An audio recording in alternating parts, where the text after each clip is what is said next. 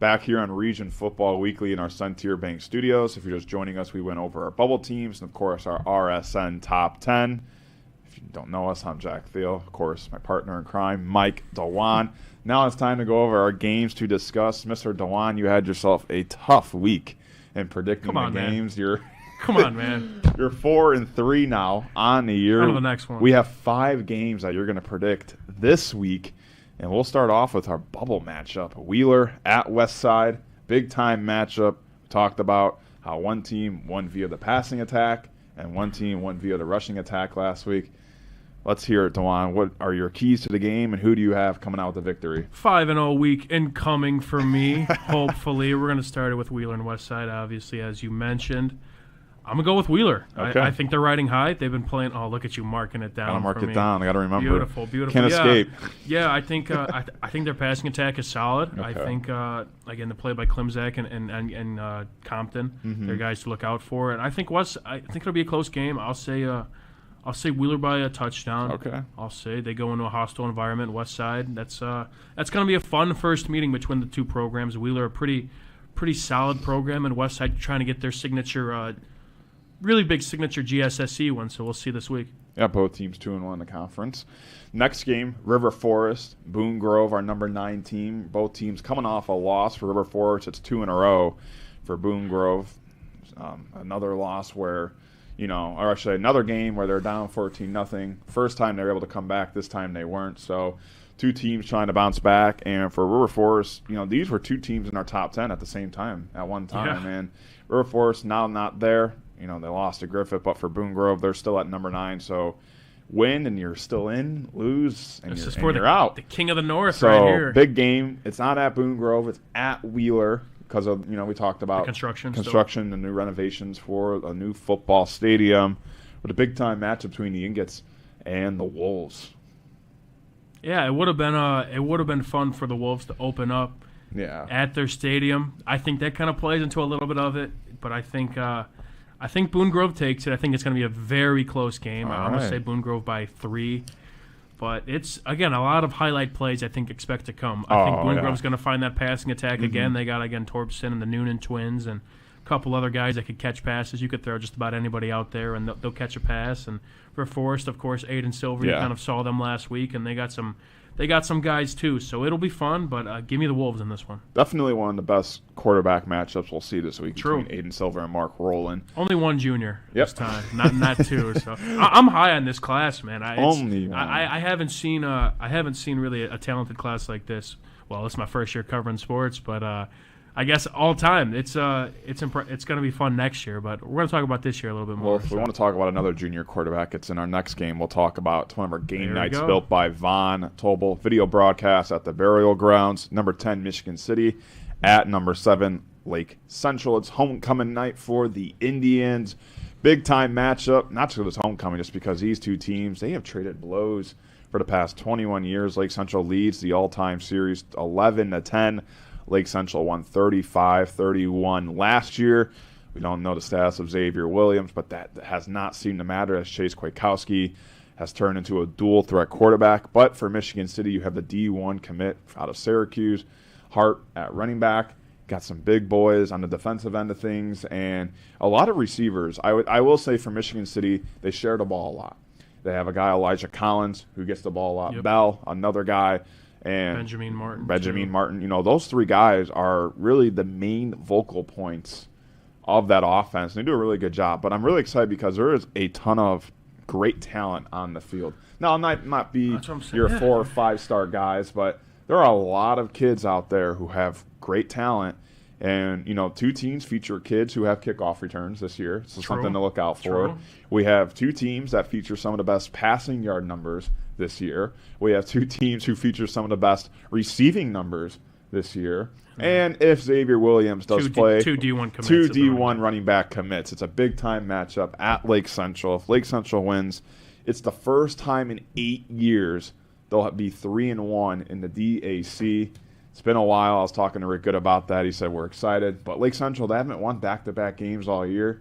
For Michigan City, very pivotal part for them just because you're either going to be 2-4 and 1-3 in the DAC, or you're going to be 3-3 and 2-2 in in the DAC. A lot to play for Michigan City. They got their backs against the wall, but also a dangerous team because with that kind of, mindset, you play pretty loose. You feel, like you have nothing to lose. Against a team like Lake Central, you've had a tough 2-game stretch with Maryville and Valpo.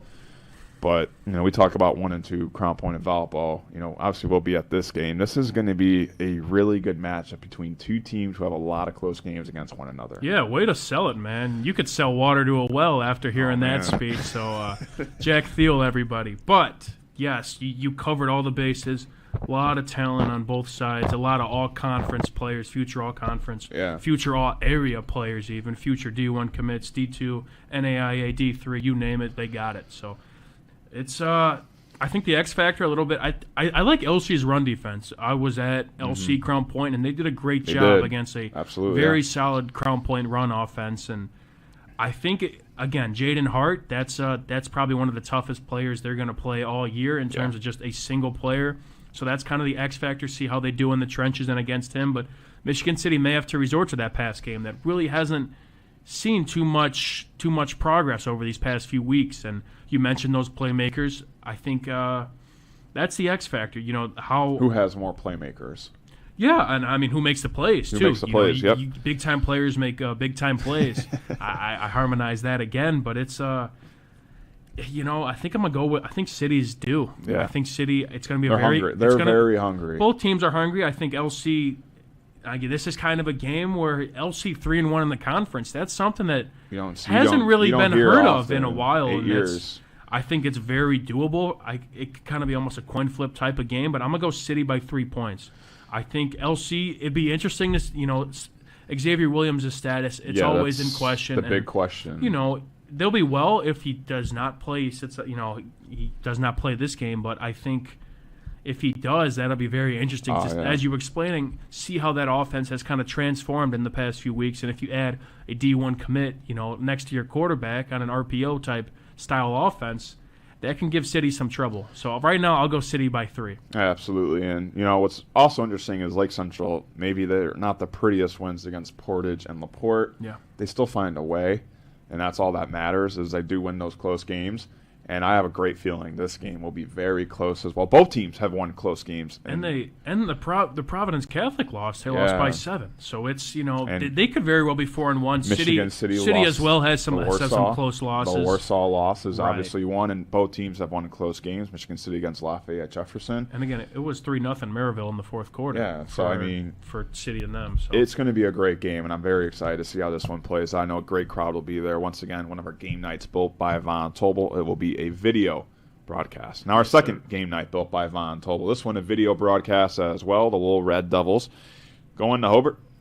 Going to be a great game just because these are two teams that they like to beat each other. Blue Bloods. Yeah, there you go. Bloods, I mean, teams that have really controlled high school football for many, many years.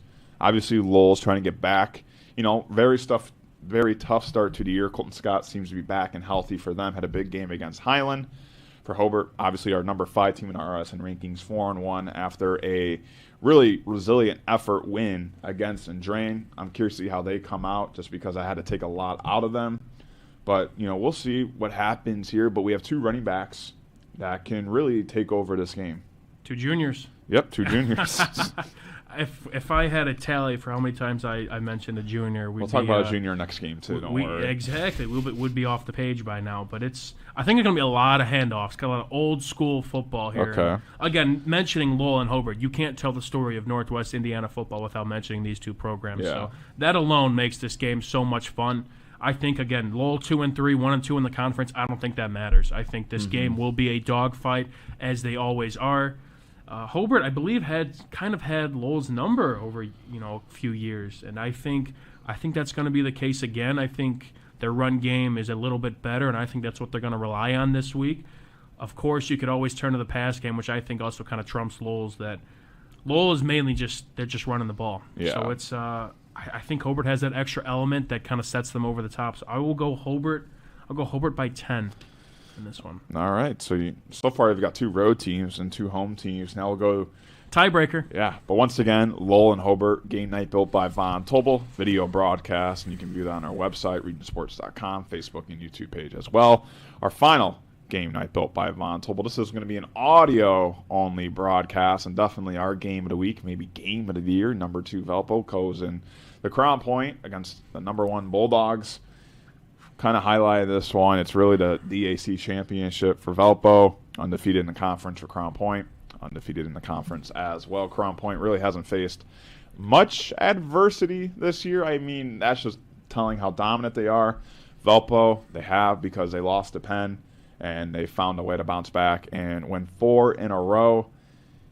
I really don't know how to. I mean, we can sell this as, Clash of the Titans, the 2 best teams in the area. It's 1A, 1B. Goliath versus Goliath. You've got a big-time running back at Valpo, and, of course, a big-time quarterback at Crown Point. You have a defense in Crown Point that really doesn't let anyone do much on them, No. and a Valpo offense that scores a lot on opponents. When we talked about Maryville and Crown Point, that was the big thing with Dante Pope and J.Q. Johnson. 2 guys who high-energy, high-level players, and they got shut down at Crown Point. So is that going to happen again at Valpo with guys like Davis, Clark, Bradney? Is that going to Stokes? Is that going to happen again? Or, 2 head coaches that really know what they're doing? Is Marshall going to get those guys ready for what is, in my opinion, the game of the year? Yeah, I'm with you on that one. It's hard to believe that this game will be a blowout. At least get away from any team early. Knock on wood. I'm knocking on wood all these next few days. But it's I think these are 2 well-coached teams that they know what they're getting into. I think this is a game that they've had circled both squads for weeks. Mm-hmm. Look, you hate looking ahead, but this is for the conference championship, and you want to crown yourself as the king in the area's best conference. And it's tough to pick a winner. If this game was at Valpo, I might be going with them. But Crown Point, I think it's I'm so impressed with Noah Ehrlich, another junior quarterback, Absolutely. and I kind of mentioned it with Johnny Sorensen of Hobart, another transfer guy. When you have a leader at quarterback, I brought this up in our rankings. There's kind of things you want to look for in somebody on a successful offense who's playing quarterback. You hope it's somebody that has been with the system for, I'd say, probably 4 years since you were a freshman or playing in 8th grade, 7th grade, just knowing what you're getting into, knowing what the coaching staff and the playbook and all that stuff, what is expected of you, and then kind of knowing your guys. You want, as a quarterback, you kind of want to be familiarized with the guys that are protecting you, all day, and who you're throwing to and who you're handing the ball off, and again, also with the coaches, kind of familiarizing yourself with the people you're going to be around with the most. And Noah Ehrlich, similar to Sorensen, he's been there for an off season and a couple games, and he's looked like he's been there his whole life. So it's I think he's probably the best quarterback in the area, and he's only a junior. I'm putting it with what he's been doing with this offense. He put up 250 yards last week and 4 touchdowns and a half.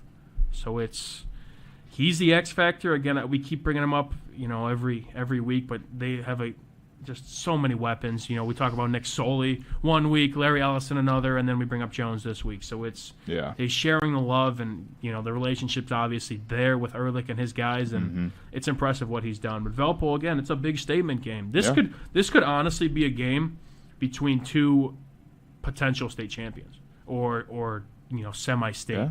I think Valpo's floor, I don't want to put this target on them, but I think their floor is probably a sectional championship. Crown Point, I don't know what their draw is, but I know Lafayette Jefferson, the team that they lost to last year, is probably not the team that they lost to not the same team that they lost to last year. And I think Crown Point's floor is probably a sectional championship. Honestly, I would say regional at this point. The way they're playing. The way they're playing, this team could be better than the team that went undefeated last year as well. So, you don't want to paint that target on these teams, but it shows how great this game is going to be and how rare we see a 1v2 of this caliber. So no one wants that target, but when you're that good, it comes with it. You can't get rid of it. It's gonna happen. It's inevitable. And for my pick, I'm gonna go. Okay.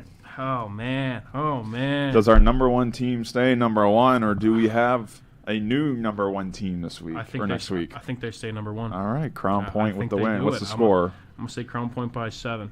All right. I think it's a close game. I think, again, it's not going to be a blowout. It's not going to be a 10-3 game. It's going to be, I'd say, 20s, kind of similar to what I said with games in the past. And I think it's well coached. I don't think a team's going to – they know what they're getting into, and I don't think a team's going to lay down and suffer a blowout in the biggest game of the year. So. Yeah, once again, we have 3 game nights built by Von Tobel. Of course, one we just talked about, Valpo at Crown Point, audio only. Lowell at Hobart, that will be a video one, and Michigan City at Lake Central, that will be video as well. Once again, these are game nights built by Von Tobel, and you can view them on our website, regionsports.com, and of course our YouTube and Facebook page. Mike, anything else to add before we close out the show? Yeah, another week in the books, man. I keep saying this, man. It's flying by quick as always, and it's fun doing this with you again. It's been cool riding off your coattails, and yeah, again, a lot of great games this week. It's awesome what football does, brings people together, allows us to talk about the game like this, and let's live it up. Let's have some fun, and let's go 5-0 this week. How about that? Absolutely. Well, a big thank you to our executive producer, Chris Ramirez, our operations manager, Rich Castillo, our coordinating producer, Claude Martinez, of course, our producer on today's show, Zach Zanelli, my co-host, Mike Dewan. I'm Jack Thiel, but thank you all for tuning in to Region Football Weekly and our Centier Bank Studios here on the Region Sports Network, the only game in town.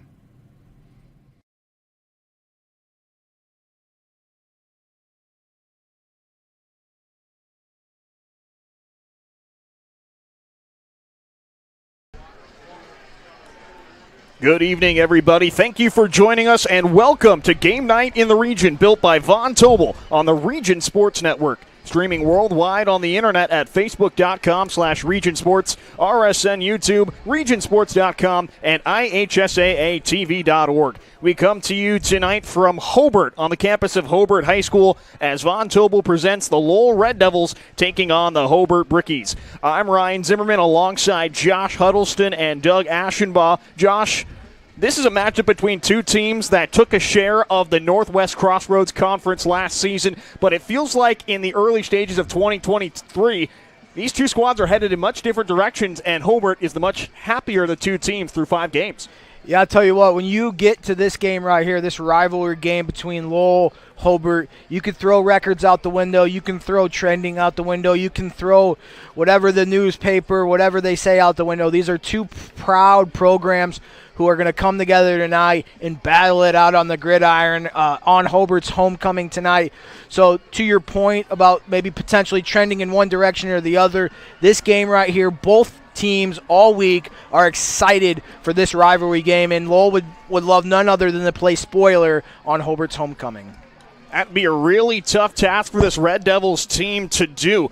During the offseason, Hobart lost their starting quarterback, Noah Ehrlich, in a transfer to Crown Point. But no harm, no foul. They just pick up a transfer from Lake Central in Johnny Sorensen, and he has this offense humming. Yeah, Johnny Sorensen's pushing all the right buttons on offense, with the running game and the passing game. He's a true leader out there. You see him pumping up his teammates, his pocket presence. And I'll tell you what, he's one of the most accurate throwers on the run that I've seen in a high school football team in a long time. The way he gets out of the pocket and he keeps his eyes downfield, he's pretty accurate when he throws on the run. As we take a look at Lowell, though, they've got their hands full with a Hobart defense that has been flying around the ball through their first 5 games. They've had some issues keeping teams off the board, but a couple of lopsided scores in the early season have definitely skewed that. But Lowell's running game might give them some issues. They've got a handful of guys that this team feels very comfortable handling the football. Yeah, early on in the season, we talked about Hobart's run defense. Can they step up and answer the call? And we're going to find out tonight, because Lowell's going to line up, and they're going to run right at you. And they're going to say, stop us if you can, and if you can't, we will do it all night. We'll keep that high-powered offense off the field, and we'll get first down after first down, and we'll control the clock. So Hobart's defense is going to be tested tonight with this Lowell running game.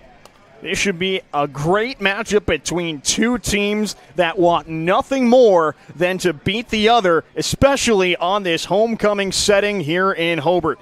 Stick around. We've got more coming for you in just a few minutes. When we return, we'll have tonight's Gladish Law Group starting lineups here on Game Night, built by Von Tobel on the Region Sports Network, the only game in town. Update your kitchen or bathroom with Von Tobel. Get 20% off select cabinets now through October 28th. Von Tobel has cabinets and vanities in a range of styles and colors. Plus, built-in storage, countertops, and flooring. Our designers will help you find the perfect selections for your style and budget. Scan to visit VonTobels.com today to book your free consultation at one of our 4 Indiana showrooms. Von Tobel. Building better together. Some see a student athlete working on a shot. We see a powerful lesson in persistence. Some see a student preparing for success on an exam. We see a student athlete preparing for success in life. Proud to keep education in front of athletics since 1903.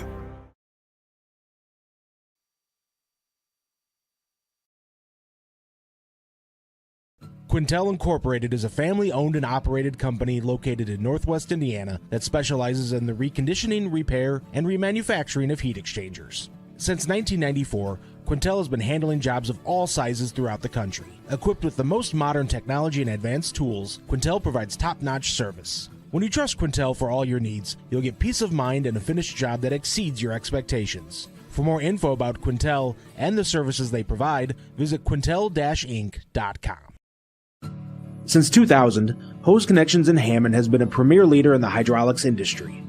Hose Connections is a one-stop shop offering quality hydraulic and pneumatic products and services. Hose Connections takes pride in not only meeting, but exceeding customers' expectations. To learn all about the products and services that Hose Connections offers, visit hoseconnectionsinc.com or call 219-844-6570. Hose Connections in Hammond. Proven under pressure.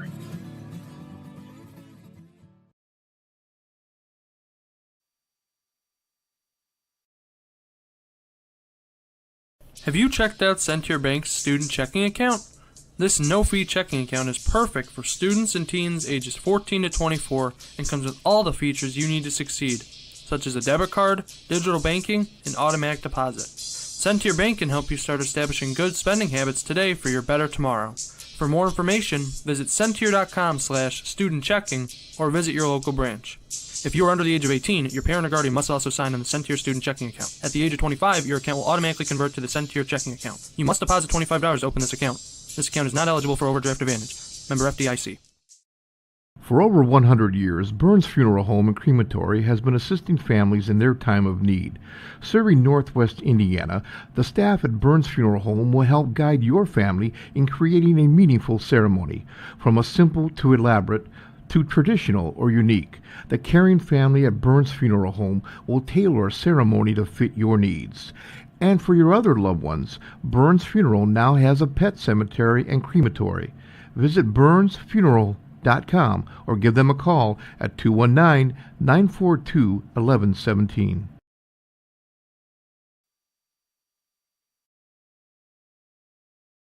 Blythe's Team Sports in Valparaiso is a leader in athletics apparel and equipment sales. With in-house production including screen printing, trophies, embroidery, and more, Blythe's can help you to create the perfect look. For more information, visit them online at teamblythes.com. Blythe's Team Sports in Valparaiso, where the athletes shop. How far would you go to relive another Friday night under the lights? Well, lucky for you, you don't need to go that far at all. At Region Sports Network, we have a collection of over thousands of games, ranging from last week to the 1960s. Now, you can relive the thrilling victories, the heartbreaking defeats, and all the things that make Friday Night Lights so great. Talk to us here at RSN and help us remember the region. Please visit Remember the Region with the link on the screen or through our link tree found on our social media platforms. Hashtag Remember the Region.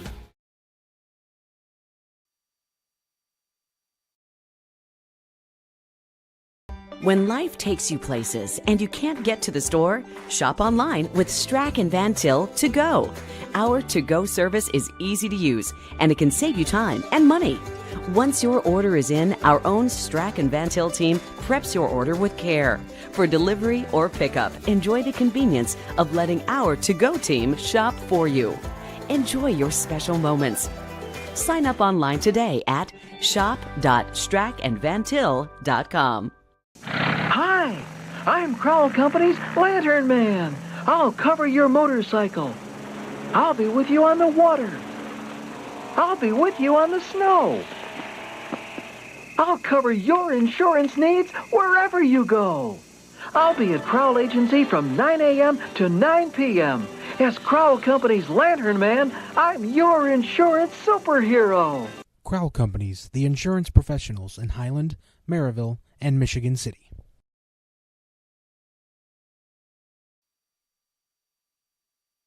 The countdown to kickoff is on here at Don Howell Field at the Brickyard. Lowell and Hobart get set to square off on homecoming night in this Northwest Crossroads Conference matchup. Welcome back to Game Night, built by Von Tobel. Ryan Zimmerman here alongside Josh Huddleston as we bring you today's Gladish Law Group starting lineups. Gladish Law Group, they're here to help. Action, not words. We'll start by looking at the Lowell offense. Here's how head coach Keith Kilmer lines up to begin tonight's contest. Brody Kalwinski gets the start under center. Colton Scott is the tailback behind him with Tristan Lamping the fullback. The three starting wide receivers, Zach Sharnke, Gavin Cataldo, and Kendall Powers. Along the offensive line from left to right, Connor Sanfratello, Matt Kawana, Daniel Krapf, Brock Allen, and Ben Rueda. Josh, this is a Lowell offense that when they get going, they can put up points in bunches, but in recent times, they have really struggled. I tell you what, when you run the football like Lowell can, it gets streaky, right? So you get a first down, you get another first down, and they do a very good job of finding weaknesses in the defense and just exploiting them. So Hobart's got to play all 11 on defense, and I'll tell you what, that Lowell offense, if they get the ball rolling, kind of like a snowball down a hill, they keep that momentum going. So Hobart's got to stay firm, but I tell you what, that Lowell run game is tough. To your point, after scoring just 6 combined points in their last non-conference game against New Prairie and their first conference game against Hanover Central, they erupted for 41 points against Highland. Perhaps that gets them back on track. They'll have their hands full with a stout Hobart defense, though. Here is how head coach Craig Osika's 3-4 looks. Along the defensive line, it's Andres Castillo, Andrew Martinez, and Maurice MacArthur Jr. The linebacking core, it's Bradley Gibson, Jared Hansen, Zach Bloom.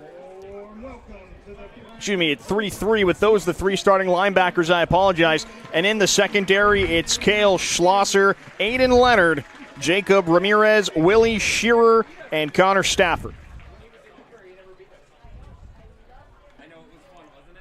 Yeah, I tell you what, Hobart's defense, they're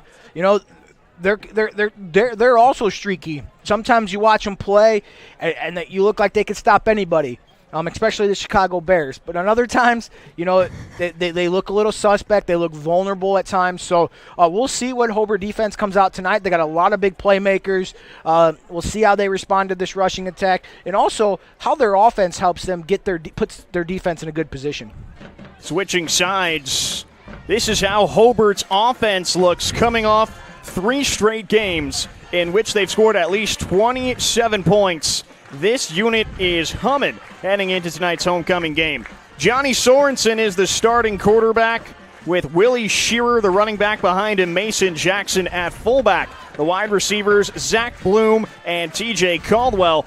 On the offensive line from left to right, Patrick O'Connor, Josh Diaz, Aiden Oleg, Luke Juris, and Jackson Ray. Josh, this team looks like it can't be stopped right now. I'll tell you what, it all starts with the running game and Willie Shearer. He's explosive. He's one of those guys that he could take it the distance anytime he touches the ball. We'll watch him run tonight. He'll have a 20-yard run in the blink of an eye. He's just so quick. He's pretty elusive. He's a pretty tough player. So Lowell's going to have to do a good job of containing him and forcing him to run up the middle. Don't let him bounce it outside where he can turn the wheels on.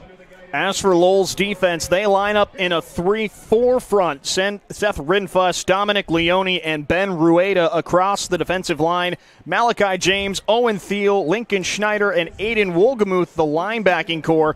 And in the secondary, Isaiah Sanchez, Landon Rosenthal, Max Arredondo, and Nate Vuyaclia. We'll take a step aside as the national anthem plays. But when we return, kickoff is coming up next on Game Night, built by Von Tobel on the Region Sports Network, the only game in town.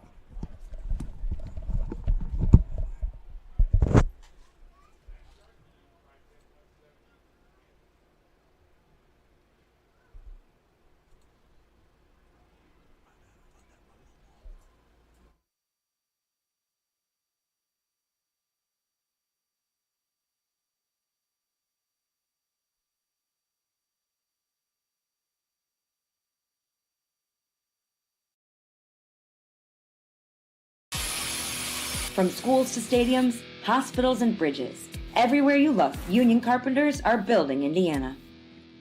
With jobs and skilled trades in high demand, there's never been a better time to start building your future. As an apprentice, you'll earn a debt-free college degree, earn while you learn, and receive great benefits like healthcare and retirement. So what are you waiting for? Visit carpenters.com to learn more. Visit carpenters.com and start building your future today. Thinking about what to do after high school? Consider a career with Boilermakers Local 374.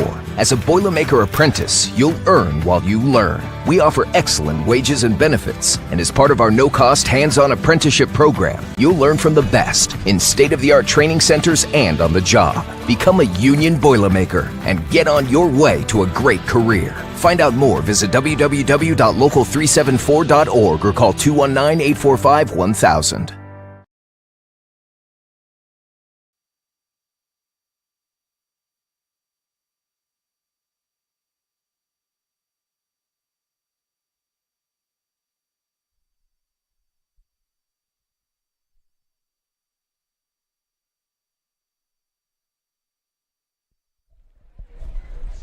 We are nearly ready for action here at Don Howell Field at the Brickyard. We're just moments away from kickoff between the Lowell Red Devils and the Hobart Brickies.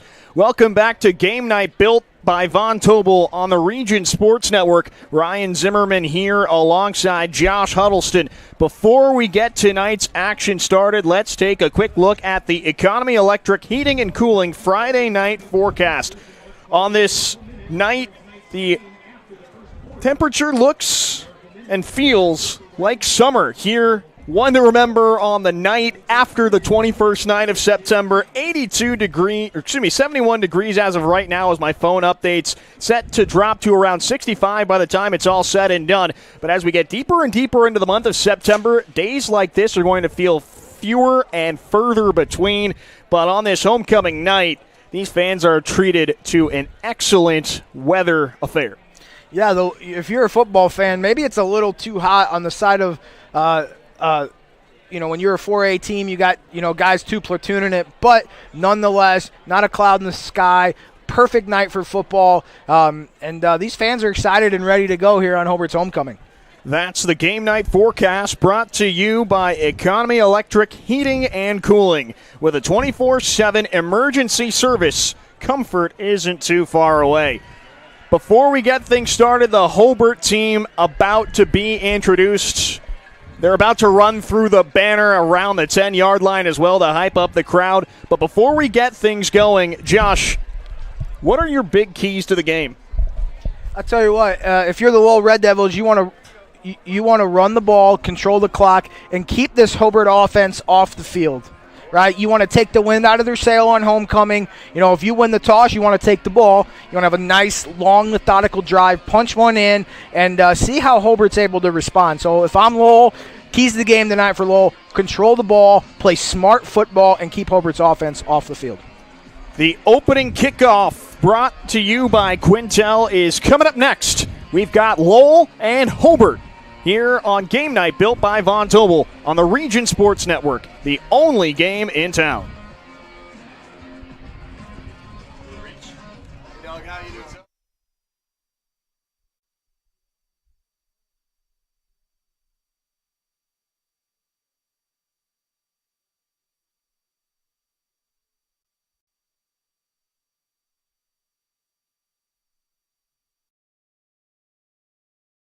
Growing up in Northwest Indiana, I am proud that my family's been doing business here for nearly 100 years, which started with my grandfather, John Gladish. Over my career, I've witnessed families being torn apart by the negligence of others, and everything from unguarded openings at construction sites to reckless driving on our roads. Our experienced attorneys, paralegals, and staff know that insurance companies and their lawyers will go to great lengths to avoid paying compensation. Do not waste your one and only opportunity to seek fair compensation for your loss. Give the Gladish Law Group a call and put our team to work for you.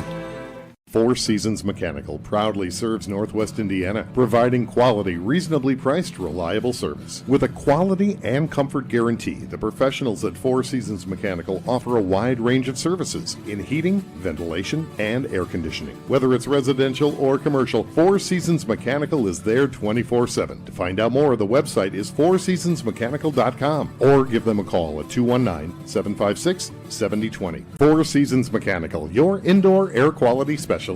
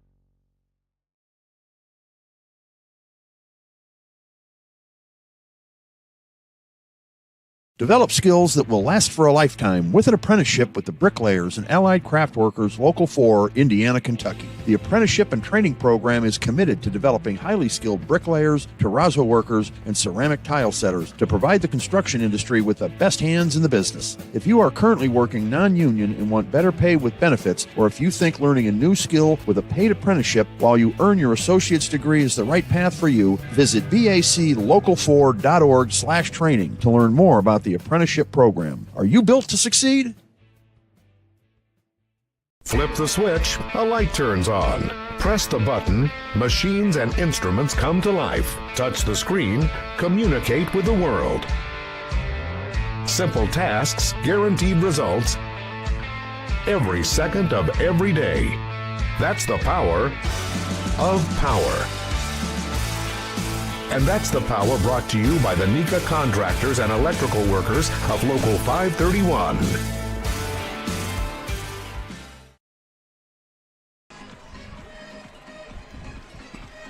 It is about that time here in Hobart. Kickoff is just moments away here at Don Howell Field at the Brickyard.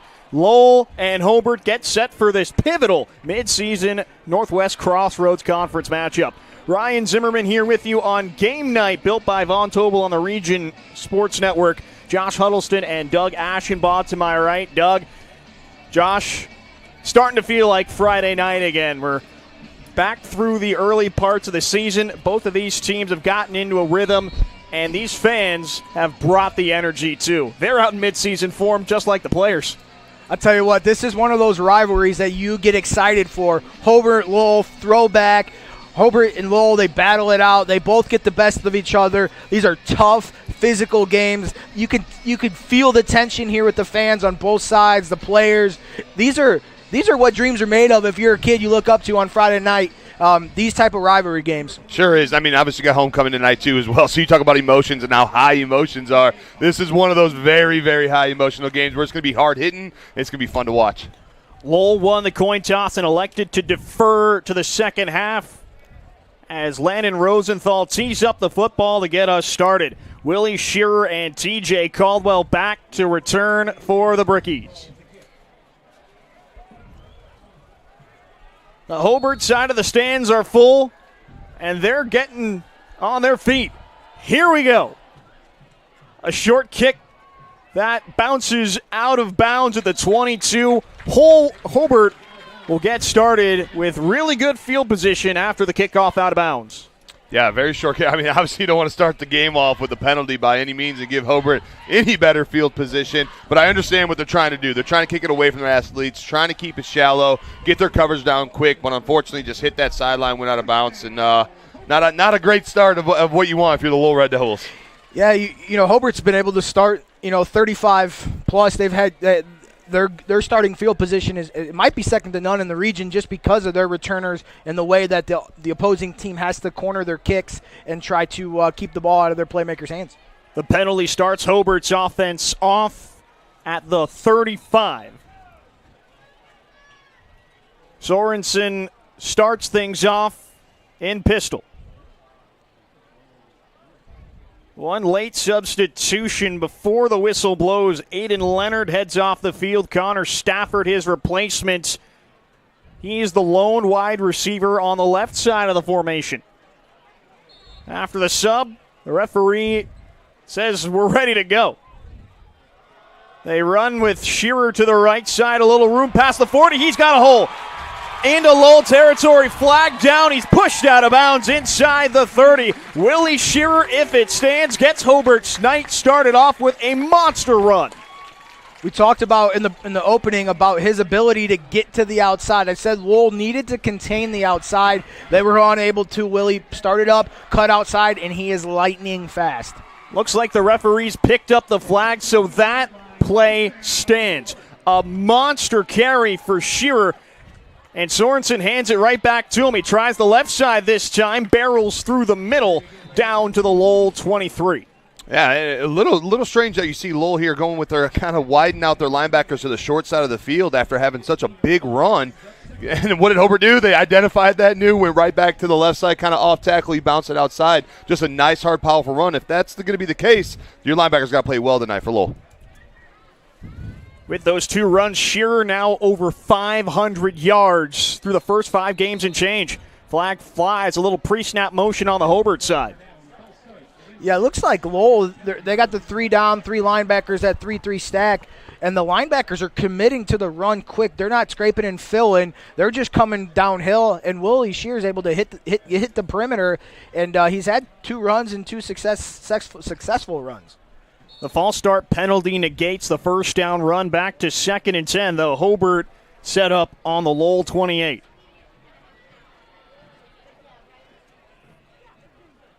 They remain in pistol. Handoff Shearer once again up the middle, cuts around a defender, breaks towards the near side, but gets wrapped up before he can get any momentum.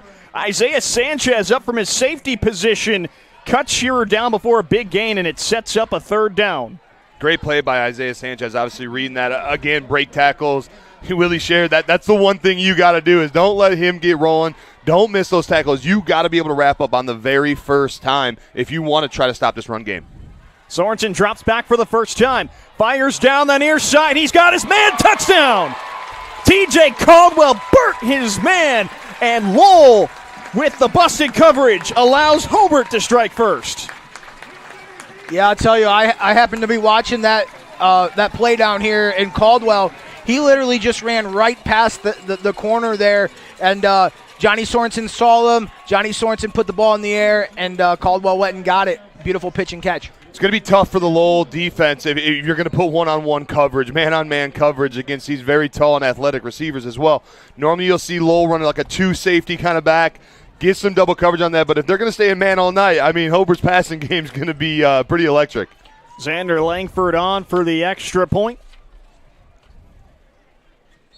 His kick goes through the uprights. Hobart strikes on their first drive in just 93 seconds, and Lowell already has to play from behind. This is big for their offense here, obviously, right now for Lowell. 93 seconds, you give up a score. How can your offense respond, right? You may not want to just respond quickly, trying to control the clock, get a couple first downs. Obviously, you want to get some momentum back into your favor. Where Lowell has struggled that over on the season is when their offense comes out, it seems like they go out, 3 and out pretty quickly. This is a situation the Red Devils cannot get in and get back off on the field that quick. Yeah, in high school football, you got, it's kind of like a roller coaster in the course of the game. So, Lowell's got to they got to play within themselves, not try to do too much, do what they do on offense, reestablish themselves. You get a fresh start with the new kick. You got to act like it's 0-0 and just play your game and don't get caught up into that quick score that Hobart was able to do. For sure. Lowell gets the ball for the first time tonight, down 7-0. Langford on to kick it away. Nate Vuyaclia and Malachi James, the two men deep to return. It's 7-0 Brickies, just 93 seconds gone by in the first quarter, and now we get our first taste of Lowell's power rushing attack. Yeah, I mean, if you're Lowell, I talked in the opening about the keys of the game. Lowell won the toss. You almost wanted them to accept the ball and just try to have a long, methodical drive, but they defer to the second half, and now they have to answer. They have to have a long, methodical drive and play their offense, play within themselves. Yeah, they sure do. I mean, 121 attempts, 755 yards rushing for Lowell so far this season. I mean, when you talk about a team that likes to run, those numbers definitely show. We got to see a little bit here on this drive. Vuyaclia fields the kickoff at his own 6. Keeps it near side, flag flies. Vuyaclia had a hole, but Hobart there to prevent the big return. It looked like Vuyaclia was off to the races. Yeah, Hobart's kickoff team has been suspect. Again, when they were at KV, they gave up two kickoff returns for a touchdown, and Drayen gashed them a little bit last week. So Lowell has, when Hobart scores, they had, the other team has the opportunity, and we almost saw it there. They almost took one the distance. They did. Vuyaclia may have just had the hole he did because of a penalty. Lowell called for a hold that sets them back to their own 15 to start their first possession. Sorry, Doug. No, you're good. That's one big thing, too, as well for Lowell is they got to limit penalties. They've been struggling with that for the first, beginning of the season, especially on the offensive side. You got to limit your penalties if you want to stay in this, game against a very tough Brickies team. Lowell has 5 running backs with at least 1 carry this season. Colton Scott, the starter, gets the first call. The quarterback, Kalwinski, hands it off right to him, and he's stuffed behind the line. Simple dive play that you had there from Lowell. Obviously, running up the gut. They've been kind of finding their identity a little bit the past couple weeks where they've had success on there. But those are those plays that will set up Kalwinski to be able to yank that and get around the edge, too, as well. So, granted it was only 1 yard gain. Those are set-up plays of what Lowell's looking at. The Red Devils line up in pistol once again. Hobart shows pressure. They run it up the side with Kalwinski looking for some space. There is none. Zach Bloom got there in a hurry to keep Kalwinski behind the line of scrimmage, and Lowell faces a 3rd and long early. I'll tell you what, the Hobart defense, they're just going to pin their ears back and come, and they're going to challenge Lowell to beat them through the air. They're selling out for the run. They're playing, looks like man on the outside. They're just going to challenge Lowell all night long with bringing the pressure. They have Gibson as a spy, and they're just putting their ears back and coming. 4 receivers set for Lowell. Kalwinski to throw. Looks down the seam. He just overthrows his target. He had Vuyaclia, but he let him just a little too much, and Lowell has to punt. He did, yeah, and I mean, ultimately that did hit his hands. I mean, that was a very good ball to throw that in some very tight coverage, and especially taking it down the seam, saying, hey, Josh, you were just talking about it. Hey, you're going to have to beat us in the pass. Well, you want to talk about a sophomore quarterback that has a little bit of confidence throwing double coverage and throw. The only place where his guy could have went up and got it. Lowell's not scared to toss the ball either, it looks like. Yeah, I tell you that that's what they're going to have to do tonight. It looks like I said, Hobart's selling out to stop the run, and that was a beautifully thrown ball, and that could have been a huge play right there for Lowell. They'll come back to that, and they'll look to have success later on in the game. Seth Fedler boots it away. Bloom calls for fair catch, and Hobart will start their second possession on the Lowell 44. Lowell had to deal with bad starting field position defensively on Hobart's first drive. Now Hobart gets set up in Lowell territory to start their second, and if they're not careful, this could become a 2-score game in the blink of an eye. Their back's against the wall. Obviously, we talked about it before they started that offensive series. Look, you can't get a 3 and out. Unfortunately, that's exactly what happens. Now it flips over to your defense, though. Josh, you alluded to it very early, is you got to have a very short-term memory. Your defense is coming out now. Their main goal is, look, let's get a 3 and out ourselves and get off the field. Yeah, absolutely. But, they got to prove they can stop the run here. Yeah. Willie Shearer back in at tailback. Sorensen hands it off to him up the middle, shakes one tackle, breaks another, pushes towards the first down marker, but Lowell holds him to an 8-yard gain. Still another productive run from Shearer early, sets up 2nd and 2. Josh, you just talked about it. You got to be able to stop the run, and there was 2 missed tackles, obviously. Then Willie Shearer does run extremely hard, but if you want to stop the run game, the name of the game is to tackle the guy with the ball. You have to get broken down on these tackles. You got to wrap up and take them down to the ground.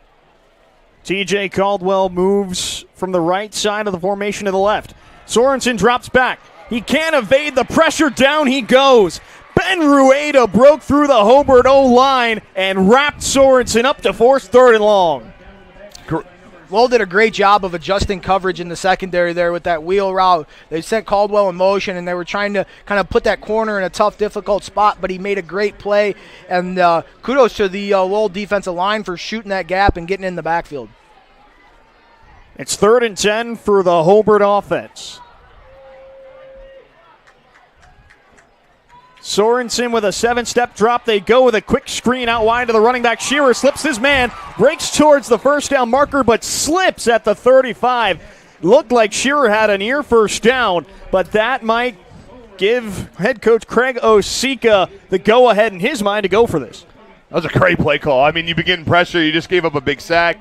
You know they're going to bring pressure again on 3rd and long in the passing situation, and you throw a screen. You just dump it right over the top of those defensive linemen. You had the big boys out there blocking. Unfortunately, he slipped because he may still be running right now. They stay on the field for 4th down. The handoff goes to Shearer, and he is stuffed. Lowell's defense comes up big on 4th down, and Hobart turns it over. What a time to stop the run. Yeah. I mean, obviously you're shifting some momentum back over, but that is a great defensive stance for Lowell to hopefully get some energy over to their offensive side now and be able to get a couple first downs, obviously drive the ball. You talk about momentum right there. They proved they can stop the run on a big 4th down. Yep. So now they shifted the momentum. Now what can they do with it on offense? Lowell looks to capitalize after a 3 and out on their first drive.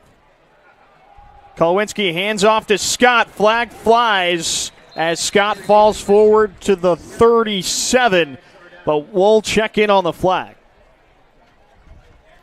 Talked about penalties early, too, as well. Lowell is really shooting themselves in the foot when it comes to penalties. They have to limit these penalties and put themselves in great situations to be able to get first downs, to be able to move the chains. But you keep getting penalties, you're not going to go far. I'll tell you what, Jared Hansen, the number 19, this outside linebacker right here, I think he's been in almost every tackle. They got him at 6'3", 200 pounds, a big boy, and he's a force to be reckoned with over here. He was in on the first tackle of the game, and, he's shedding blocks and causing double teams. It's 1st and 20 after the holding call, sets Lowell up on their own 25. They hand it off to Scott the other way, breaks through the first wave, but gets thrown down at the 30. Bradley Gibson, their leading tackler, in on the action to hold Scott to a gain of 5. Nice off-tackle play there. Get some positive yards. Get some yards back from that penalty that you had. Yeah, again, you could see, the beginning of the season, we saw Lowell kind of maybe throwing the ball, some 4 wide receiver sets. It really wasn't working out for them. Now that they've come out here, you could tell they're starting to get more comfortable with their run game. Lowell back to work, facing 2nd and 15. Hobart shows pressure. They go QB keeper with Kolwinski, breaks up the gut and falls forward towards the original line of scrimmage. Again, simple, just kind of QB dive, kind of QB power play there. What can we get? Can set up a play action. Obviously, with 3rd and long, obviously Hobart's going to be playing some kind of pass, but again, Kolwinski can throw the ball too as well. So if they want to be able to move the chains, if they want to be able to play very well against this, very tough Hobart defense, they got to show some passing success too as well. Yeah, they also can't be behind the sticks. Yeah. We talked about run teams do not do well when they're behind the sticks. Lowell faces their second 3rd down of at least 10 yards in their first 2 drives. They go play action. Roll out to the right towards the first down marker. Kolwinski has his man. Cataldo found his way to the 43-yard line, but Lowell still a couple yards short, and they've got to punt this one away. Again, nice, obviously a nice drive there for the Hobart defense to be able to kind of slow that momentum, get some of that momentum back over to them. It almost seemed like that wide receiver kind of missed where the sticks was going to be at, but planting his foot a little bit early. But nonetheless, get your quarterback out rolling, get him away from the pressure, made a nice pitch and catch, but ultimately Hobart's defense getting that stop. That's a big stop to get your offensive ball back. Fedler, a short kick. Bloom lets it bounce at the 33 and lets it roll. It takes a low hop, and the Red Devils down it at the Hobart 20. Hobart stopped on fourth down. They're having a tremendous amount of success running the football. They go to air it out. They take the sack. I wonder what Coach Osik is thinking in his mind. Hey, just turn around, hand the ball off, and let's go. Let's let Willie cook and let him run down the field. Not a bad idea. I mean, he runs so hard. As I've been talking about, it doesn't take 2-3 guys. He's breaking tackles. He's running downhill. It's not a bad plan. I know if I was on the sidelines, I'd probably be saying the same thing. Let's just let Willie cook. He was the key to their success on their first drive. And really, he's been one of the biggest focal points in their offense this entire season. A productive run on first down goes for 6 yards, and that puts Hobart ahead of the sticks, case in point. It sure does. Again, just turn around and kind of let him pick and choose where he wants to run. I mean, he has great vision. He's able to hit a power gap, cut it back up towards the middle, break a tackle while he's doing it. I can't see really going away from that. Yeah, it's easy to call plays when you got Willie Shear back there. Just turn around and hand the ball off, right? They go right back to Shearer. Lowell ready for it this time. A minimal gain on second down, but still, Hobart has third and short coming up. But what that does is Lowell has to sell out to stop the run. They're not able to get home with just their base defense, so they have to sell out. They were blitzing some linebackers, and what that does is that opens up the pass. Yep. Lowell's got to sell out. Hobart can take some matchups with some one-on-one coverage. Yeah, absolutely. I mean, you see it down here. You got one-on-one coverage, on the Hobart sideline over here, which is one of those where, hey, we scored a touchdown once on it. Let's try it again. They go with the QB keeper. Sorensen has some space. A first down and more into Lowell territory. Plenty of turf ahead of him to the 15, 10, 5. He's in. Johnny Sorensen, a 77-yard touchdown run. And Hobart is in the end zone once again. I tell you what, he can fly. If he had wings, he might have taken off on that play. What a run by Johnny Sorensen. Zone read play, the entire defense keying on number 14, Willie Shear. He pulled it and broke a tackle, and he was off to the races. Oh, yeah, when you have Willie Shear kind of style player, obviously everyone's keen on that. It was a great call simply there. The defense just swarmed to him, like you said. He was able to yank that and kind of hit the outside edge and ultimately getting down. I mean, 77-yard touchdown run, and man, he was cooking. He was flying down the field. Langford's extra point is good. Hobart takes a 14-0 lead with under 4 minutes to go in the opening quarter. Lowell will need to come up with a response when we come back. It's 14-0 Hobart. This is Game Night built by Von Tobel on the Region Sports Network, the only game in town. Welcome to Public Bar and Rec, located in downtown Crown Point, a place for good games, good drinks, and good food. So come in and make it public. Try to survive zombie dodgeball, score a hole-in-one playing golf, or choose from over 13 multi-sport simulator games while fueling your competition with a variety of appetizers, entrees, and beverages. We have games for all ages with our family-friendly hours till 9 p.m. Reserve your simulator at publicbarandrec.com and let the fun begin. Better Beef of Indiana. Hormone-free, locally raised, and locally processed beef. Better Beef of Indiana is located in Valpo at 2600 Beach Street, where you could buy individual cuts of beef completely raised in Hebron. From single pounds of ground beef to filet mignon, Better Beef of Indiana has it all. Visit their website at betterbeefindiana.com. Follow them on Facebook or call the owner, Kevin, directly at 219-508-5797. Better Beef of Indiana, where quality meets value. Hobart's offense is flying high early. 14-0 the score with 3:54 left to play in the opening quarter. Xander Langford on for the Quintel kickoff as Lowell gets the ball back down by 2 scores. Langford puts his foot through it. Vuyaklia lets it go out of bounds. Already the second kickoff out of bounds tonight. And Lowell has their best starting field position of the first quarter. Lowell's got to get, obviously, something going here. You've had 6 offensive plays only. You're down 2 scores. That is not a recipe for success. You have got to put some drives together. You got to eat some clock, too, as well, to keep it out of the hands of the Hobart offense and Willie Shearer and Sorensen, right? You got to get something here before you get another 3 and out and put it back into that very powerful offense. Absolutely. You got to get moving. It's not, I hate to say, we're still in the first quarter, but 14 points with the way Hobart's offense is playing is going to be tough to catch. Yeah. Kolwinski in shotgun. He keeps it on the read option, moving up the middle. Hobart limits him to a short gain. Lowell's going to have to prove they could put the ball in the air, and they've had success. You talk about the first pass that fell incomplete. Got his hands on it through a great ball. The other pass completion was an out route on the far side, just kind of trying to find the stick. So, they've thrown 2 passes and had 2 pretty successful plays. So they're going to have to air it out. Yeah, you're exactly right. And you got to get a couple passes completed in order to open up your run game as well. Kolwinski has Scott line up behind him in the pistol. A little traffic on the exchange. Kolwinski has to keep it, and Hobart swallows him up in the backfield. Zach Bloom there to blow up the play, and once again, Lowell faces 3rd and long. Talk about 42 seconds has been gone. We just talked about being able to move the chains and kind of control some clock. 42 seconds gone, you're already in a 3rd and long kind of position. They keep running kind of, that little read dive that they're trying here, but again, like Josh, like you were talking about, you got to let him move his feet, let him move the pocket, maybe roll out and have some more of that success of those short 5-6 yard out comeback routes. Because right now, Coach Schreiber and the Hobart defense, they're dialing up whatever they want blitz package-wise, and they're blitzing right into the zone read plays, which is making it extremely difficult for the Lowell running backs to even get started.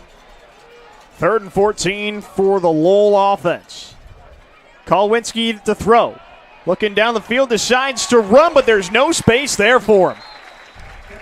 And that's tough. I mean, they went trips to their side and obviously had a single receiver down here by the Hobart sideline.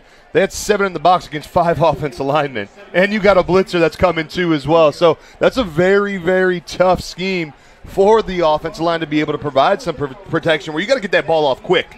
And unfortunately, that pocket collapsed pretty quick. Kolwinski tried to make something happen, tried to get up the gut to see some green grass, but great defensive play. Again, by the D-line for Hobart Brickies. The Hobart defense is playing stellar tonight. They may have Lowell under 10 yards here in the first quarter. They're just pinning their ears back and coming.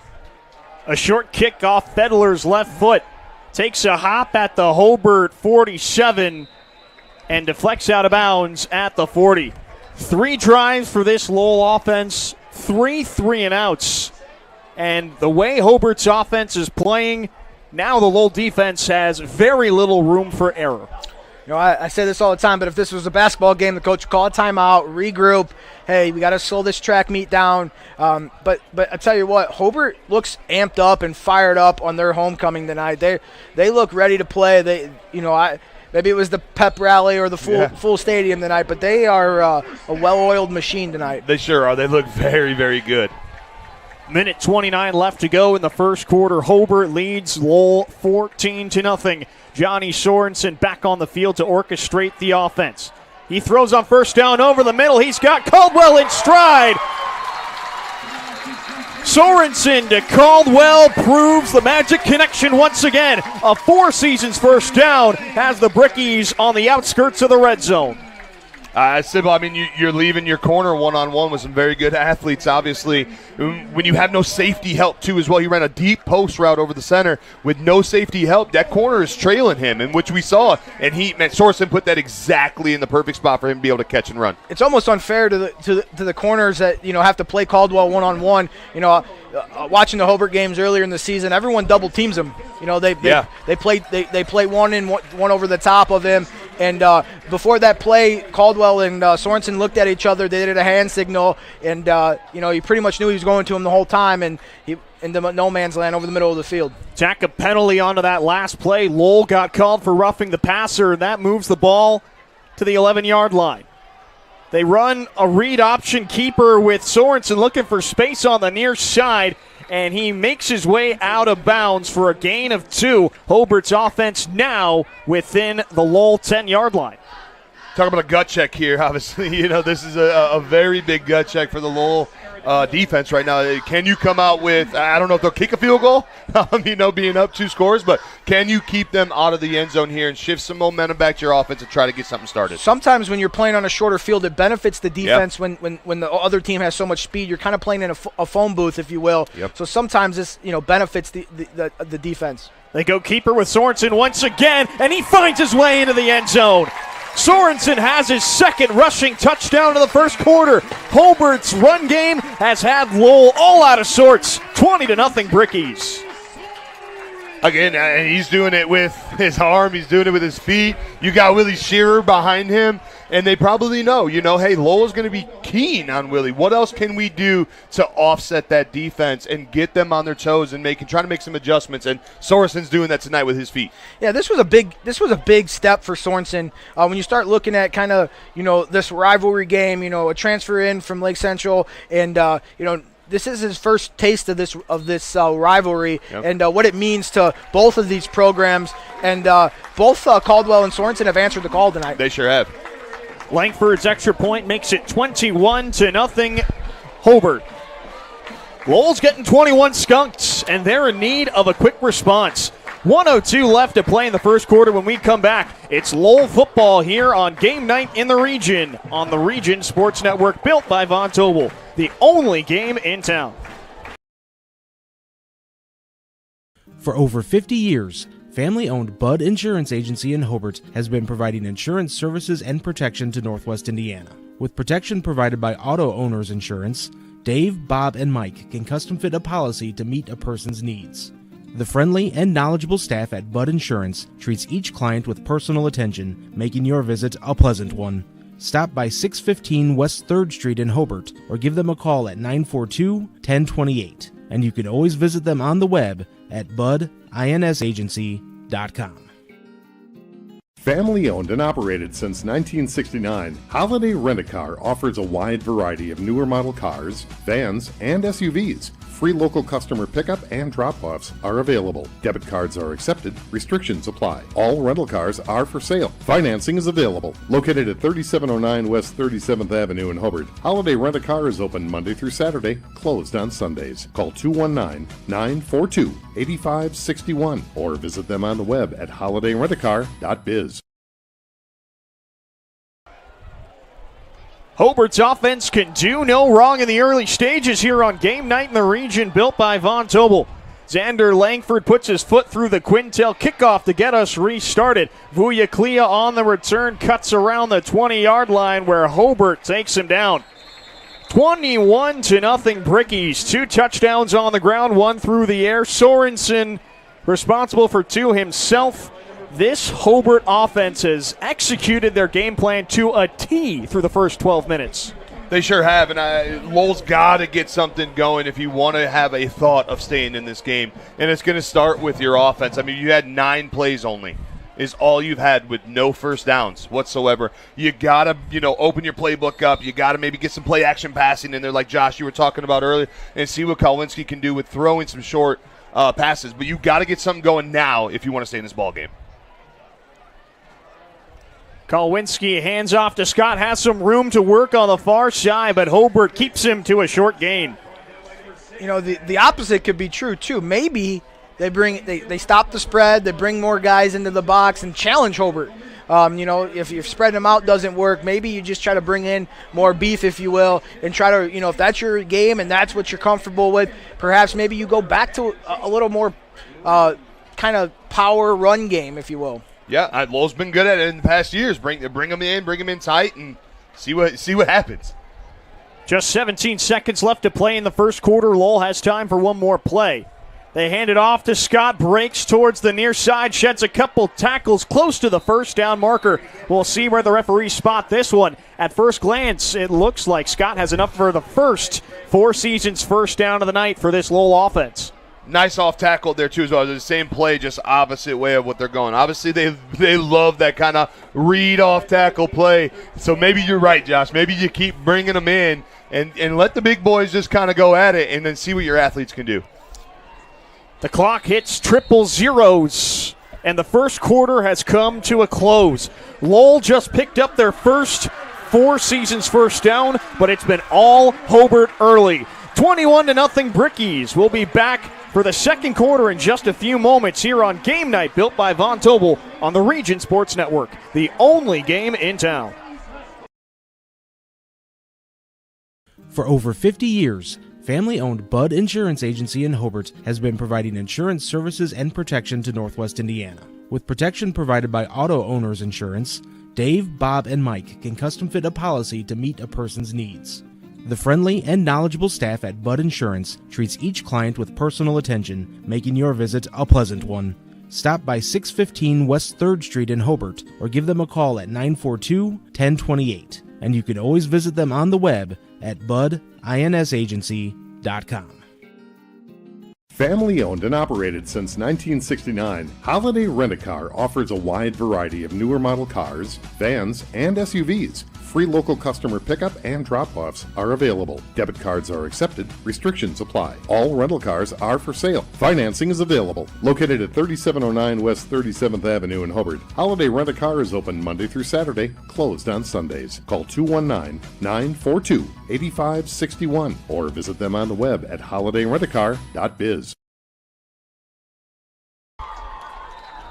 The two teams change sides as we get set for the second quarter here at Don Howell Field at the Brickyard here on Game Night in the Region, built by Von Tobel. Colton Scott gets the carry on first down for a gain of nothing. This Hobart front six has had their way with the Lowell offensive line. They're just picking and choosing where they want to come from. That's the benefit of the kind of the 3-3 defense that they run. They're able to kind of just blitz from wherever. Yeah, I think what's more impressive with that is that donation box that's going on around over here. I don't think I've ever seen so many people give people money. Scott gets another carry, but Hobart stuffs him in the backfield. Once again, Lowell behind the sticks, and they're tasked with a 3rd and long. Yeah, the Key Club, Hobart Key Club is going around with the box, and Hobart fans are shooting baskets into it. They're putting in some work here on homecoming. They sure are. And again, Lowell's in another very tight spot of their 3rd and long, where you almost become too predictable on 3rd and long, knowing what's going to happen. These are the kind of situations you got to get yourself out of. Lowell is very good when they're in 3rd and short, 2nd and 5. You got to get back in those types of situations. Lowell forced into a passing down. Hobart shows pressure. Here it comes, a bad snap. Kowinski has to fall on it, and he gets home to prevent the turnover, but a massive loss on 3rd down. And once again, Lowell goes 3 and out. Limited mistakes. We talked about it. They've already gotten 5 penalties on the night. Now you got a fumble that's setting you back 25 more yards. Those are those ones where you can't beat yourselves. If you want to try to beat someone else and keep yourself in a game, you can't beat yourself first. Yeah, you talk about playing a good Hobart ball club. You got to limit the mistakes. You got to limit the penalties, the turnovers, and the plays where you put yourself back. Because they weren't in bad field position. A punt kind of flips the field position, but now with the snap puts them. Hobart's going to get this ball in pretty good field position. Yep. Seth Fedler's been a very busy man. This is already his 4th punt tonight. A short kick. Bloom lets it roll, and Lowell will down it at the Hobart 44. Langle's Pizza has been a favorite spot since 1979. Enjoy pizza, sandwiches, and more. Dine in or carry out.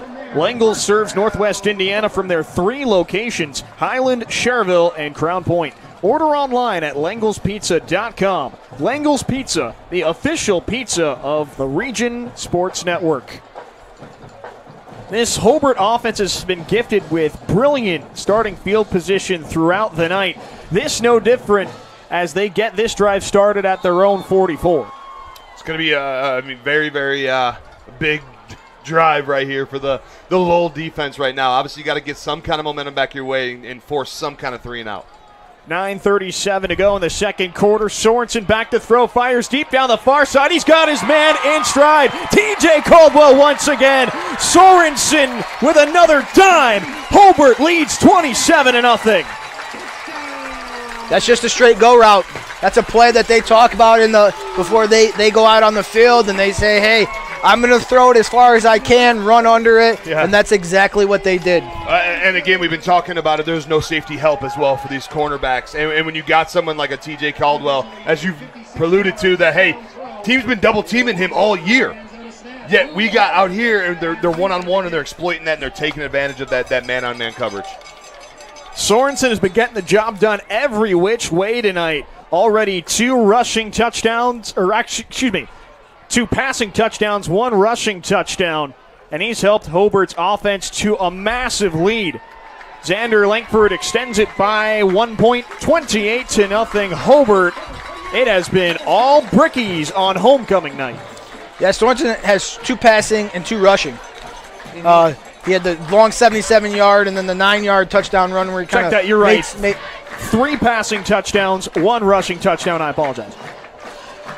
Just a great performance tonight for Sorensen. You know, you talk about, you know, the rivalry and kind of, you know, not being too big for this, you know, the scene here on homecoming. You know, Hobart does football different. You know, it's a different community where they all come together to support their Brickies. I mean, if you look out in the crowd, there's a lot of fans here tonight. So for Sorensen to perform like he has and the stage not be too big is pretty impressive for a high school athlete. Yeah, you're absolutely right. You can't say enough about him being able to move his feet, like you said, throw the ball and throw deep balls that are 40, 50 yards in the air, man, on point. Extremely impressive by Sorensen tonight. He has certainly risen to the occasion. 3rd time's the charm on this one. 2 rushing touchdowns, 2 passing touchdowns have Hobart up big in the early stages of the second quarter. 28-0 the score, 9:26 left to play until halftime. Lowell is in need of something fast. Yeah, I mean, if you're Lowell and Coach Kilmer over there, you weren't expecting this to come out so quick. No. You knew the offense of Hobart was pretty powerful, pretty potent. You could score, you know, pretty much from any spot on the field. But being down 28-0 pretty much at the start of the second quarter, when you're on the bus ride, that was not what you had in mind. No, not. And I think it starts with the offense, too, as well, not being able to get movement. 1 first down only. You barely took any kind of time off the clock, too. And you kept putting the ball in Hobart's offensive hands. Vuyaklia fields the Quintel kickoff on his own goal line and bursts through for a 35-yard return. Nearly a touchback, but Vuyaklia shows off the burst, and Lowell gets started at their own 35. Yeah. That was Malachi James, actually. And Vuyaklia was on the near side, my apologies. And he's actually a former tailback, too, as well. You know, Ike James, his brother, that was there. Unfortunately, an injury kind of put him on the other side. But you can see still show he got some moves out there and got some speed behind him. Yeah, he hit the R button there and turned the turbos on. We're all over our Madden references tonight. Handoff, Scott up the middle, shakes his way for a gain of 4. And this is what Lowell needs right now. I know you're down 4 scores, but you got to get them 4 to 5 yards. If you're going to run the ball, right, like you talked about, Lowell loves to run power. You got to get 4 or 5 yards, limit your mistakes, simple dives, move the chains. Yeah, you know, if you're Lowell and you're Coach Kilmer on the other side, you've seen where Hobart has been, you know, against the KV game. You know, they gave up a lot of points late. So if you're Lowell, you got to be thinking in your mind, hey, we get a score here. They go Scott once again, bounces off to the far side and slithers to the 40. Simple off-tackle play there, but what's hard, too, as well to get some things going is when you got 2 wide receivers out there. It's pulling your outside linebacker up. It's bringing your safety up. Your corner's obviously tight on your guys. So when you try to break off to the sideline, you're running into a lot of traffic. What kind of, Josh, what you were talking about is maybe, hey, let's suck them in. Let's bring them all in and just play a little powerful and see if we can get north and south. For the first time tonight, Lowell faces a third down of less than 10 yards. It's a 3rd and 5 at their own 40. They run read option QB keeper up the middle. Kalwinski breaks through the initial wave, and he back somersaults his way to a Four Seasons first down. Not quite sure what to call that motion, but Kalwinski got just enough. Yeah, nice first down there. Obviously, you needed to be able to move those chains, and it was just a simple, that jet sweep read that they've been running a lot tonight, or off-tackle read. You know, again, if you're going to have success with that, you got to make sure that you're getting those positive yards. He did a great job running hard. Like you said, kind of did that back somersault to make sure that he got over the chains in the first down line. Lowell just 5 yards away from crossing midfield for the first time. Kalwinski, a late handoff for Luke Skytema. There's nothing there for him. Lowell tried to get tricky with the jet sweep, but Hobart was not fooled. Yeah, Zach Bloom with the double leg there. Looked like an old wrestling double leg. Yeah. And I tell you what, Lowell's quarterback center exchanges are, slowing down a lot of plays. So at halftime, they're going to have to, or after this, this series, they got to get on the sideline and get that worked out because it's really throwing off the timing of the play. It looked like there was space to run there if the snap was clean. Yeah, it was like bobbled. It sets Lowell behind the sticks once again. They go with the handoff near side. Colton Scott has some room past the 45 and down at the Hobart 42. Lowell, for the first time tonight, 2 Four Seasons first downs on one drive, and they're in Hobart territory for the first time as well. Great block by Caleb Catalalo. I'm sorry if I butchered that name, but he set that edge up really strong blocking that he did on that corner to be able to make that way for Colton Scott and being able to hit the edge. If you want to continue to keep getting outside, your receivers have got to be able to block, and that was a great showing there. Kalwinski and pistol. Handoff up the middle. Scott shakes his way past the 40, and he's down to the Hobart 38, a gain of 5 on first down. I'll tell you what, Scott can move. He's fast. When he took the play before last, when he took that handoff, he showed his speed right there. He hit a burst there. But I'll tell you what, Bradley Gibson might have made every tackle so far tonight. Yeah, he really has been in a lot of tackles. He's been playing lights out over there for the Brickies. But, again, positive yards. Keep going play by play if you're Lowell to inch back in this game. They go right back to Scott near side, makes a cut at the 40, and he gets knocked forward to the Hobart 36, setting up another 3rd and manageable. You almost go to the old Oklahoma drill and just let Scott and Bradley Gibson just line up because I mean I think Gibson has made the last 3 tackles and Scott had the last 3 runs. It looks like they're doing a little Oklahoma drill. I remember those drills. Man, whoo! Yeah. And back in the day, that would be the highlight of the practice, right? That's right. You could call it a highlight, I guess, if you wanted to. At least from the neutral perspective. Yeah. They go keeper with Kalwinski up the middle. He does not have enough. And again, who was on the tackle? I mean, he's playing lights out tonight. And it's tough when you got somebody that's playing so well, especially at the DN position. I mean, he's able to scrape. He's able to get upfield. He's able to get outside and stop the outside runs. He's been playing lights out tonight. Yeah, big-time players make big-time plays in big-time games. And, I keep hitting on this rivalry because, I was a part of it, a number of years ago, and no love lost between these two teams. Lowell stays on the field in 4th and 3. They go with the handoff. Scott left side. He has enough for the first down. Breaks towards the edge, and a perhaps touchdown-saving tackle keeps Lowell off the board. Scott picks up the Four Seasons first down, and Lowell keeps the drive alive. And Scott's starting to come along now. You're starting to see him maybe get a little bit more into the flow of the game. He's able to kind of hit some off tackles and get outside. That was great vision. I mean, he hit the power gap and was able to scrape out to the sideline. And I thought he had some green grass. But you want to talk about how fast that Hobart Bricky defender closed.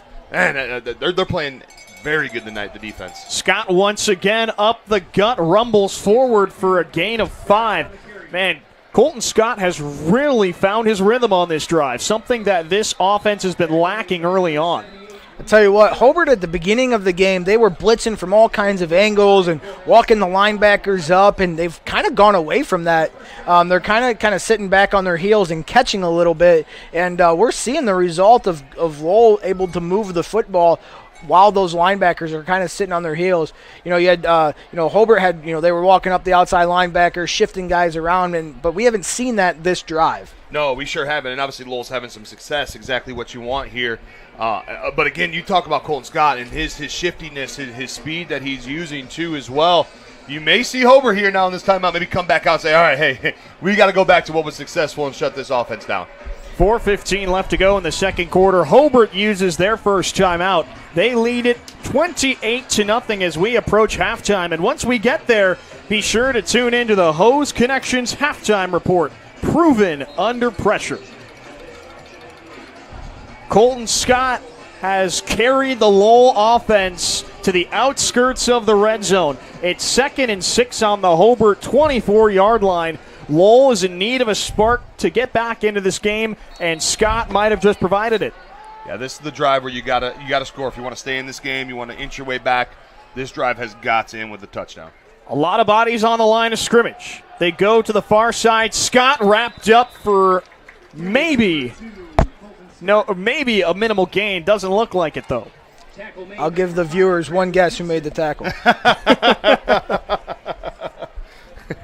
Bradley Gibson is playing lights out tonight. He's just scraping, filling, tackling sideline to sideline.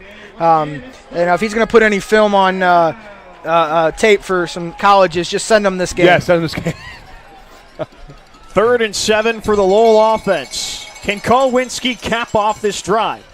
They fake the handoff, go with the keeper up the left hash, pushing the pile. Kowinski breaks through. Lowell breaks into the end zone. Brody Kowinski shows off the toughness, and Lowell has their first score of the night. And that's just simply just keeping your feet moving, running with the pack, and finding a gap to bust out of, obviously. And, he's a sophomore quarterback, very young. You don't see a lot of that from sophomores. Sometimes you kind of see him collapse, and they're just stuck in the pile. But he's playing very, very well. Started last week, coming into this week when you talk about his feet and being able to run. That's a very tough run. As much as it may not seem like it is, it's tough down there, and you got big guys surrounding you of which way to go. I'll tell you what, that's going to give the Hobart faithful some heartburn watching Lowell running backs run like that, where they don't go down, they break tackles, they spin out and off to the races. What a quality run. He was hit short, broke the tackle, moved the pile, spun out of it. That's a high-level caliber run, and kind of willed himself into the end zone. He kind of put the Lowell Red Devils on his back and said, hey, we got to get a score here, which now kind of changes the game, Doug, because if they're able to get a stop and maybe get the ball back and punch another one in, they get the ball at half. This game is far from over. Yeah. The Hobart was kind of dancing a little bit on the sidelines, and Lowell came out and just ran it right down their throat. Yeah, they sure did. What Lowell does best, honestly, and that's what we were thinking we were going to see off in the beginning. And, they fell short on their first drives that they had. But you're right, Josh. This is, of all series, you can say every series is important, but this series right now, for the defense, for the Lowell Red Devils, is absolutely key if you can get the ball back to your offense before halftime, knowing you get the ball coming out.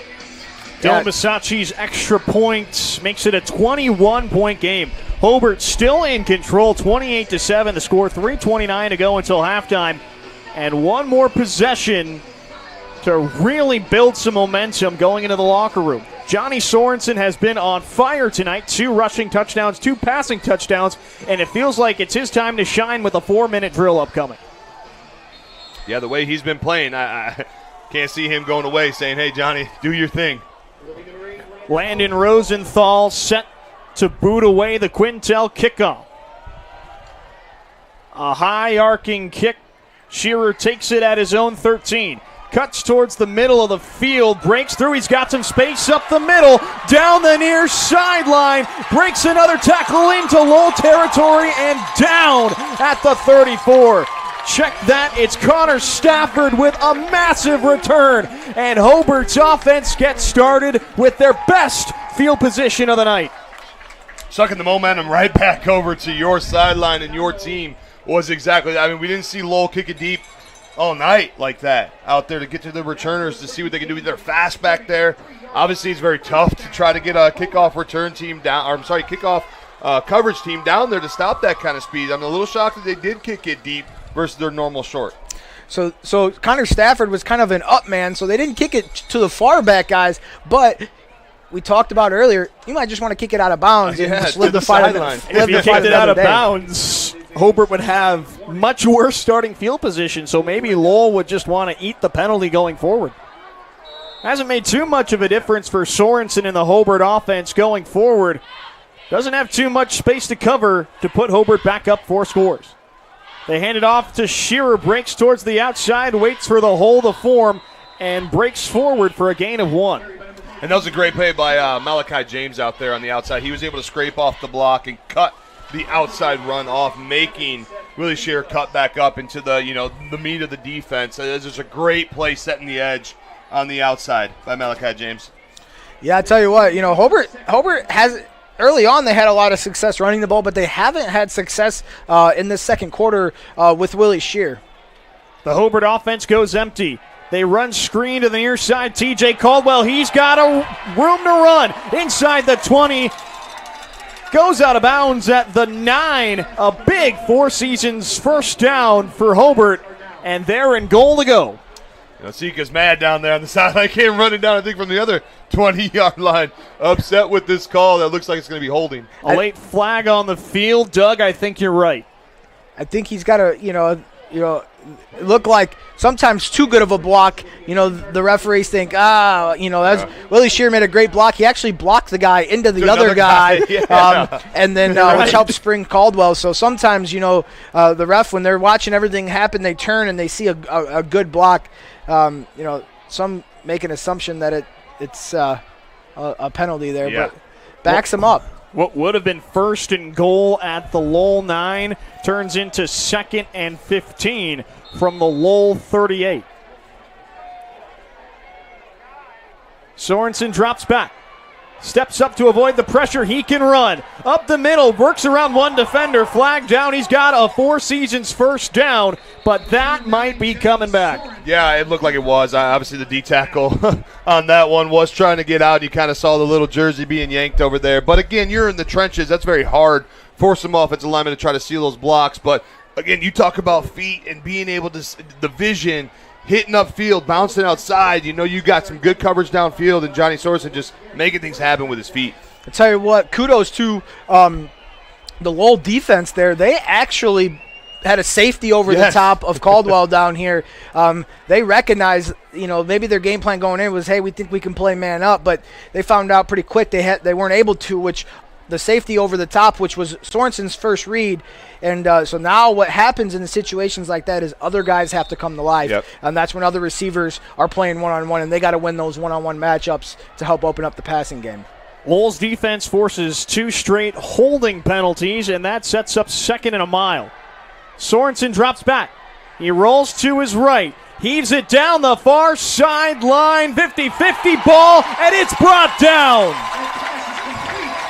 Wow, what a catch with the defender. Leonard brings it down in double coverage, and Hobart has first and goal. You just talked about receivers stepping up, right? If you double team, now they didn't double team him down here this time, but you talk about receivers being stepped up. I mean, the Lowell defender was literally back turned to the quarterback, hands up in his face, and he was able to come down with that. That was a great catch by Leonard. When you're Johnny Sorensen and you're playing a great game, the confidence that you have in yourself just to let it rip. Because originally, when that ball left his hands, it looked like it potentially could have been an interception, but the confidence of ripping it out there and Leonard going to get it.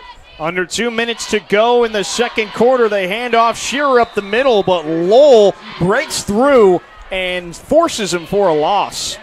Yeah, Ben Ruda on that. I mean, Ben Ruda's actually been in the backfield quite a bit tonight at defensive tackle for the Lowell Red Devils, disrupting that run, and I think he's kind of been leading the charge for the defense of stopping that run that was so powerful in the first quarter that we're not seeing in the second quarter here for the Hobart Brickies. Yeah, their running game has been MIA this second quarter, and Hobart needs, in order to get going, they're going to need to move that. Sorensen rolls left, eyes towards the end zone, stops, fires, touchdown. TJ Caldwell once again. He brings in his 3rd score of the night. Hobart is back up by 4 scores. And that's just simply a rollout and letting TJ Caldwell kind of pick and choose. Do you want to go out or do you want to cut back in? You're getting the defense to flow to the rollout, and you scrape across that. TJ O'Connell was wide open right past the goal line. I'll tell you what, though, Lowell played great coverage on that play. It was a motion in and then a whip back out by Caldwell. Lowell's defense adjusted. They made the change, but Sorensen with his leg is able to buy that extra time, and you can't cover for 5 seconds. Yeah. And we talked about it in the opening about the ability of Sorensen to throw on the run and how accurate he is on the run. One of the most accurate quarterbacks in the region throwing on the run. 100%. I agree. Sorensen is responsible for all 5 Hobart touchdowns tonight, and they lead it 35-7. 1:09 to go in the second quarter. Lowell will have the final drive of the first half when we come back here on Game Night, built by Von Tobel on the Region Sports Network, the only game in town. I'm Tim O'Brien, former Hobart Brickie and Northwestern Wildcat quarterback. When I was playing, I always wanted to be prepared for the unexpected, planning for what might come next. As a certified financial planner with Edward Jones Investments here in Hobart, I pass on that same philosophy to my clients. Planning for the future is important. The same goes for advertising. I plan ahead and turn to the Region Sports Network because they get the job done for me. And I, therefore, put my trust in them, knowing they are the only game in town. And go Brickies! Arranged at the Clock Tower is a place to... That was a killer try. Xander Langford missed the extra point on the other side of the break, but Hobart still up big. 34-7 the score. Lowell gets one more possession before halftime with 1 minute and 9 seconds left in the second quarter. They come up with something big here. They've got the football to start the second half, and that might be their pathway to a comeback. It's kind of heartbreaking for the Lowell Red Devils. You drive down, have an impressive drive, you score a touchdown, you give up a big kickoff return. You have Hobart third and a mile, and they complete a long pass to Leonard. Langford with the Quintel kickoff, and Hobart gets downfield to stuff Lowell for a short gain. Yeah, anything to do, have a 1 minute office. I guess you know what you come out if they really make those, but you got to have something with the big play too as well. If you got a trick play in there, if you got something that sets up a long toss, you got to get something here if you want to stay in this game and try to score in this next minute and 3 seconds if you want to stay in this game for the Little Red Devils. I'll tell you what, we're going to see how much head coach Keith Kilmer trusts his sophomore quarterback Brody Kolwinski right here. They set up shop at their own 21. Kolwinski keeps it in. Jimmy handed it off on the read option. Ball came free. Hobart says they have it. No signal yet. They've got it. They do. Yeah, I mean, that's another big play there. It's, limiting penalties, not, beating yourself, and turnovers is obviously key. And, with 1 minute and 9 seconds, now you got the ball at the 20-yard line here. That's going to be very, very challenging for this Lowell Red Devil defense. But you got to get a stop here. You got to keep them out of the end zone, knowing you get the ball back in the second half. Stay away from the running clock on top of it. If you want to give yourself that chance, you got to stay away from the running clock. Tell you what, if you're Lowell, those are things that no team can beat any team when you commit penalties and put the ball on the ground. Yeah. Sorensen has just 20 yards to cover to put Hobart up by 5 touchdowns. 56.5 seconds left to play in the second quarter.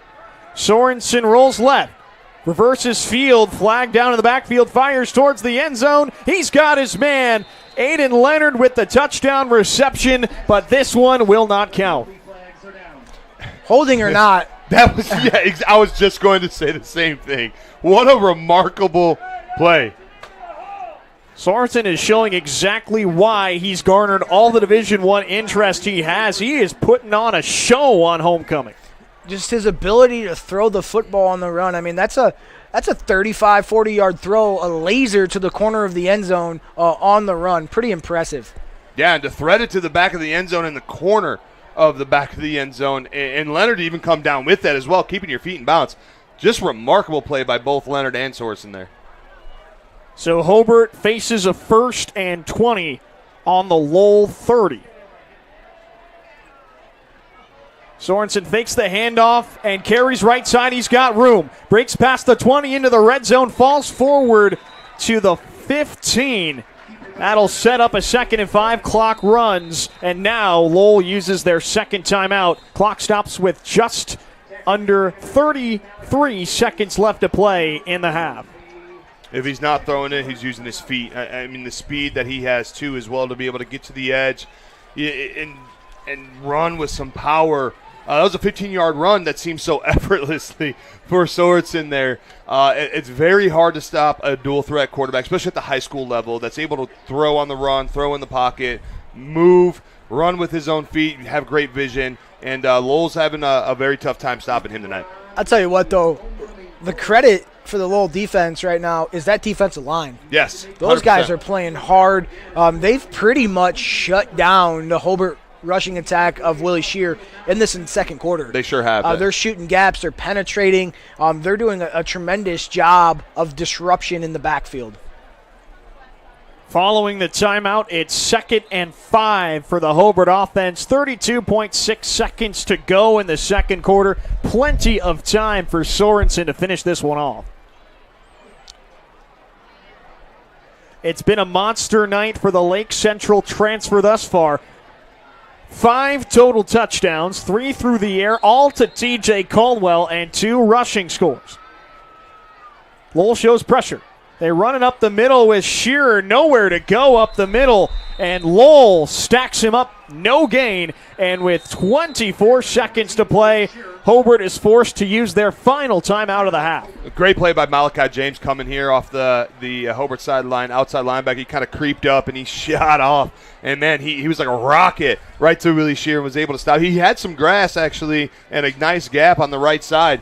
But again, just a remarkable play by Malachi to be able to break down and catch the speed of Willie Shearer on top of it, be able to match that speed and get him down. I mean, 15 yards to go. You've just used your last timeout. You run the ball. I'm a little perplexed by the play calling there, but you know, maybe they're going to set up a play action here and try to get the end zone. But regardless, you know, I think a ball in the air, the way that Johnny Sorensen's throwing it, and then just trusting his ability to make a play with his legs. Surprised by the simple dive play? Yeah, I think you're correct. I mean, especially after seeing that last rollout to Leonard in the back of the end zone and in that dart, I would agree with you on that. Is let him kind of move the pocket, let him make that decision of either throwing or running. Hobart doesn't have to get it all right here. They can pick up a Four Seasons first down without scoring, and the chains setting forces a clock stoppage. Yep. 3rd and 5, ball remains on the Lowell 15 as Sorensen orchestrates the offense. Quick 3-step drop, rolls to his left, looks towards the end zone, over the middle, and out of the back of the end zone. Caldwell his target once again, but with him in double coverage, he just had to put it where either his guy was going to get it or nobody was going to get it, and that brings on Xander Langford for a field goal opportunity. That's Hobart's favorite play within that 20-yard lines is that post to Caldwell, and he ran a post. Lowell shifted their coverage, and they had a safety high, which Sorensen pumped because he recognized the safety. So great play by not making a mistake there and allowing Hobart the opportunity to kick a field goal. Langford on to kick it. This is well within his range. His only field goal make of the year was from 41.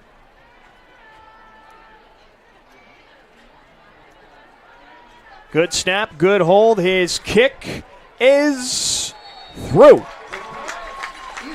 Langford drills the field goal, and Hobart's lead swells to 30. 37-7, 19.3 seconds left to play in the first half. But before the conclusion of the first half, we will send it to break. It's Lowell football when we come back. This is Game Night, built by Von Tobel on the Region Sports Network, the only game in town. What do we think? And try to get as much.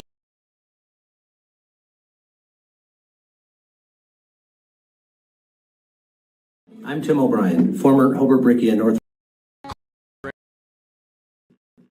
Grange at the Clock Tower is a place to gather in downtown Hobart before or after a Brickies win. Whatever meal you are in the mood for, you can find it at Granger's. Owned by a Brickie family, Granger's also offers an aesthetically pleasing indoor setting, along with an outdoor section overlooking the beautiful Lake George. Check out one of Hobart's highest rated restaurants, located at 437 East 3rd Street in Hobart, and they're open 7 days a week. Visit their Facebook page for daily specials and events. Granger's at the Clock Tower. A good time.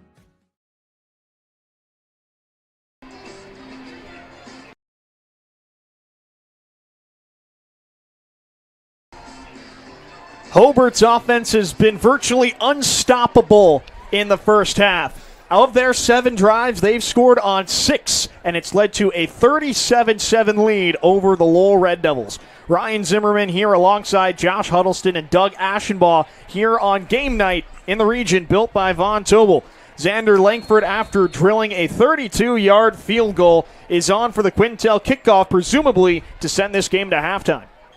Yeah, I would imagine so. It's probably, what can you do on the return here? Maybe they do set up something. We were just talking about, we haven't seen any real trick plays on kickoff return anymore, but maybe get what you can out of it, try something here, after that get into the half. Langford squibs it, picked up at the 30 after a bobble. We'll see how much they can get. Lincoln Schneider, one of their starting linebackers, had to fall on it, and with 10.8 seconds left to play in the first half, ball on the Lowell 29. In all likelihood, the Red Devils will just take this one at halftime.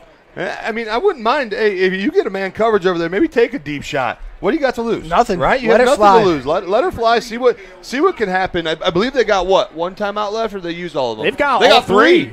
So, hey, maybe you do take a shot. Head coach Keith Kilmer is going to have his Red Devils try something. Kolwinski lines up in the pistol. Hobart put 6 on the line of scrimmage. They hand it up the middle for Scott. Once again, nothing there. He barely makes his way back to the line of scrimmage, and that does it for the first half. It's been all Hobart on their homecoming night. 37-7 the score as we head to halftime. Don't go anywhere. We've got the Hose Connections halftime report coming up next. This is Game Night built by Von Tobel on the Region Sports Network, the only game in town. Some see a student athlete working hard in the weight room. We see a future leader learning there are no shortcuts to success. Some see a start to a swim meet. We see the starting blocks for life. Proud to keep education in front of athletics since 1903. Centrally located in downtown Indianapolis, the Hampton Inn is just steps away from Bankers Life Fieldhouse. Situated at 105 South Meridian Street, shopping, restaurants, entertainment, and many Indianapolis attractions are in near proximity. Hampton Inn has much to offer, including a hot breakfast, high-speed internet access in every room, as well as a gym fitness center. For reservations, the number is 317-261-1200. The website is hamptonin3.hilton.com. Hampton Inn, Indianapolis, downtown.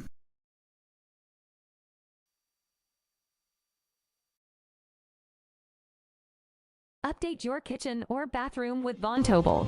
Get 20% off select cabinets now through October 28th. Von Tobel has cabinets and vanities in a range of styles and colors. Plus, built-in storage, countertops, and flooring. Our designers will help you find the perfect selections for your style and budget. Scan to visit VonTobels.com today to book your free consultation at one of our 4 Indiana showrooms. Von Tobel. Building better together. Some see a student athlete working on a shot. We see a powerful lesson in persistence. Some see a student preparing for success on an exam. We see a student athlete preparing for success in life. Proud to keep education in front of athletics since 1903.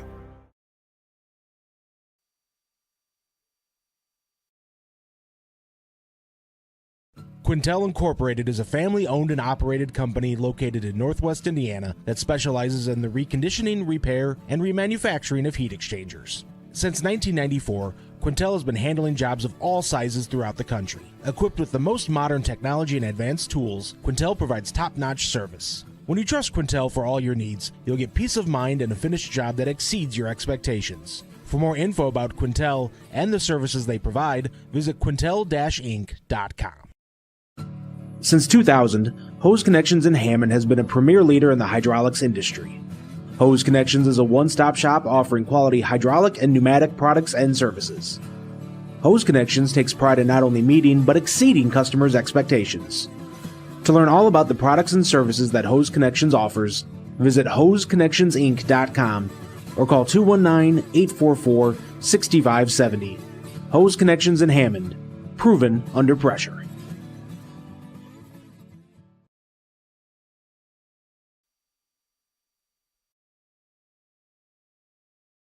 Have you checked out Centier Bank's student checking account?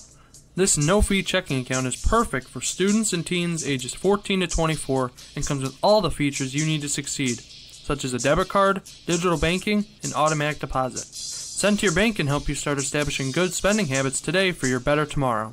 For more information, visit Centier.com/student-checking or visit your local branch. If you are under the age of 18, your parent or guardian must also sign on the Centier student checking account. At the age of 25, your account will automatically convert to the Centier checking account. You must deposit $25 to open this account. This account is not eligible for overdraft advantage. Member FDIC. For over 100 years, Burns Funeral Home and Crematory has been assisting families in their time of need.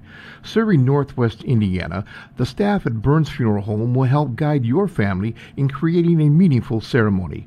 From a simple to elaborate, to traditional or unique, the caring family at Burns Funeral Home will tailor a ceremony to fit your needs. And for your other loved ones, Burns Funeral now has a pet cemetery and crematory. Visit burnsfuneral.com or give them a call at 219-942-1117.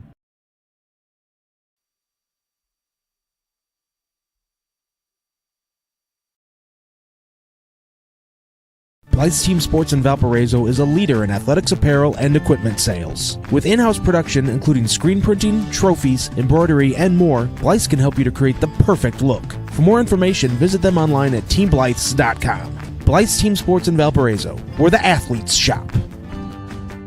How far would you go to relive another Friday night under the lights? Well, lucky for you, you don't need to go that far at all. At Region Sports Network, we have a collection of over thousands of games, ranging from last week to the 1960s. Now, you can relive the thrilling victories, the heartbreaking defeats, and all the things that make Friday Night Lights so great. Talk to us here at RSN and help us remember the region. Please visit Remember the Region with the link on the screen or through our link tree found on our social media platforms. Hashtag Remember the Region.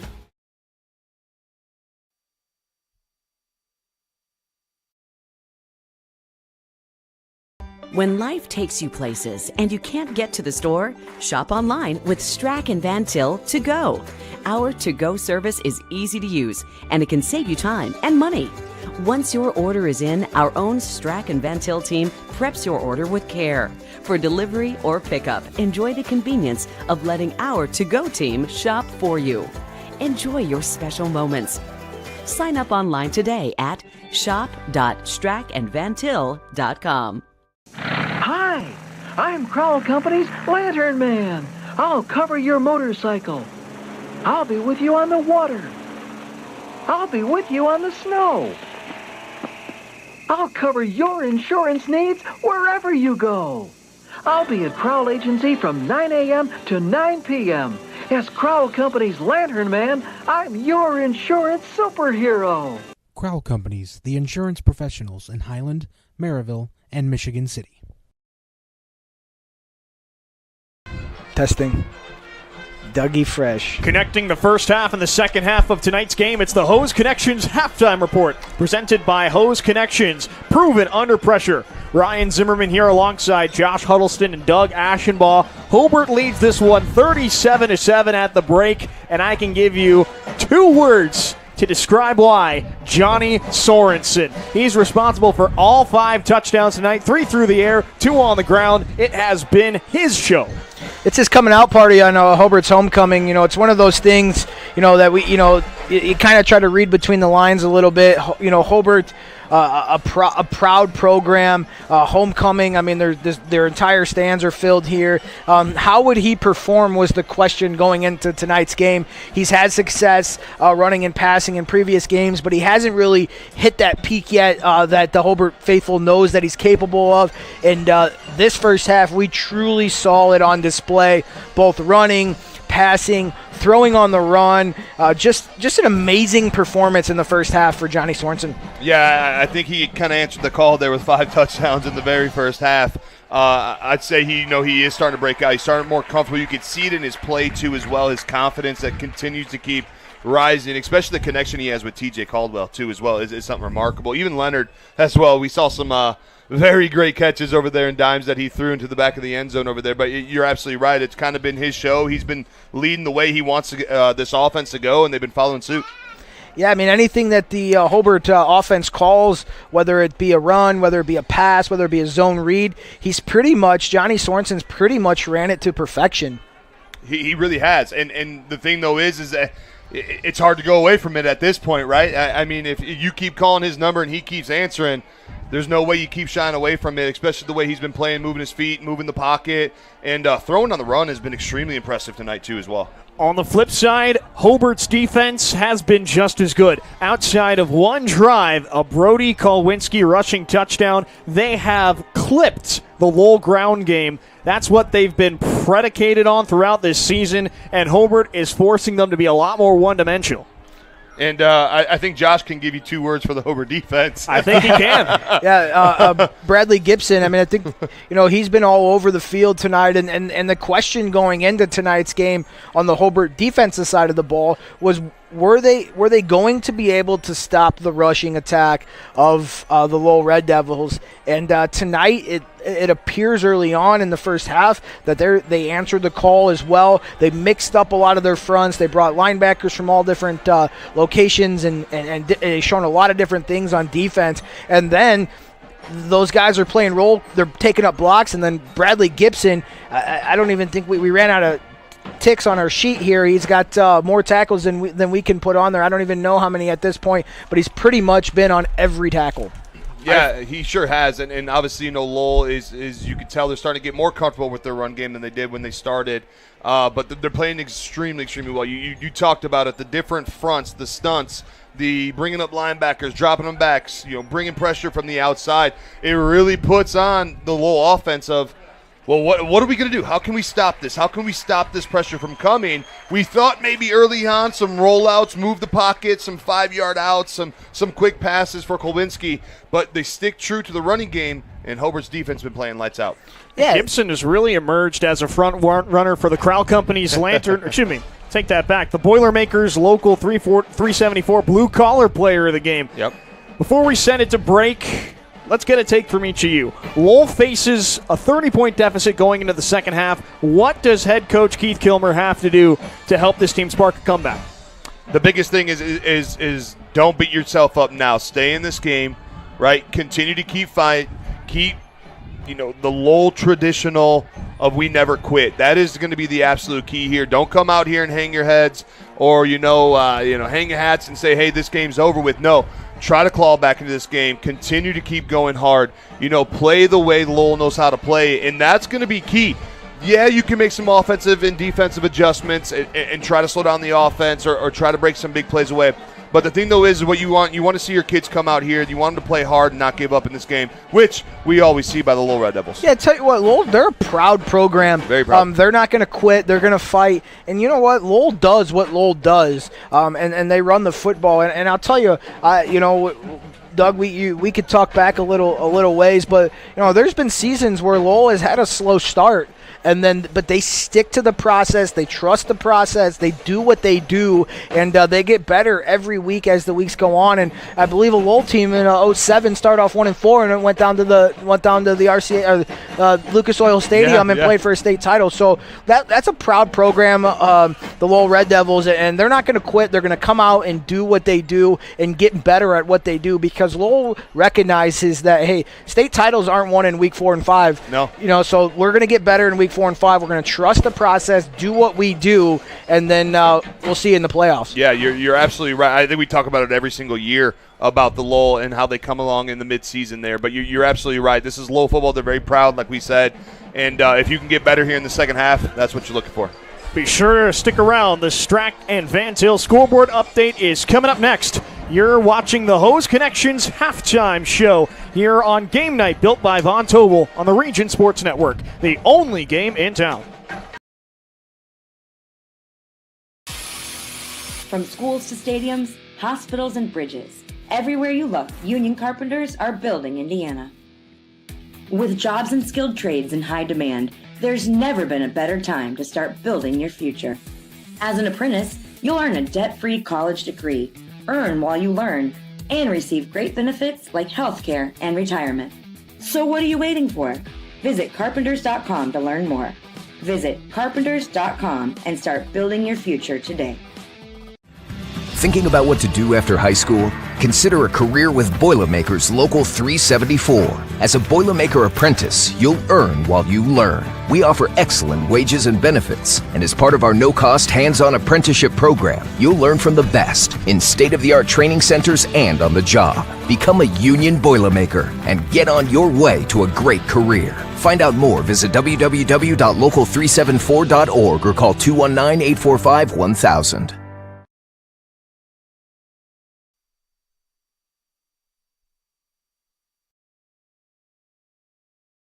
Growing up in Northwest Indiana, I am proud that my family's been doing business here for nearly 100 years, which started with my grandfather, John Gladish. Over my career, I've witnessed families being torn apart by the negligence of others, and everything from unguarded openings at construction sites to reckless driving on our roads. Our experienced attorneys, paralegals, and staff know that insurance companies and their lawyers will go to great lengths to avoid paying compensation. Do not waste your one and only opportunity to seek fair compensation for your loss. Give the Gladish Law Group a call and put our team to work for you.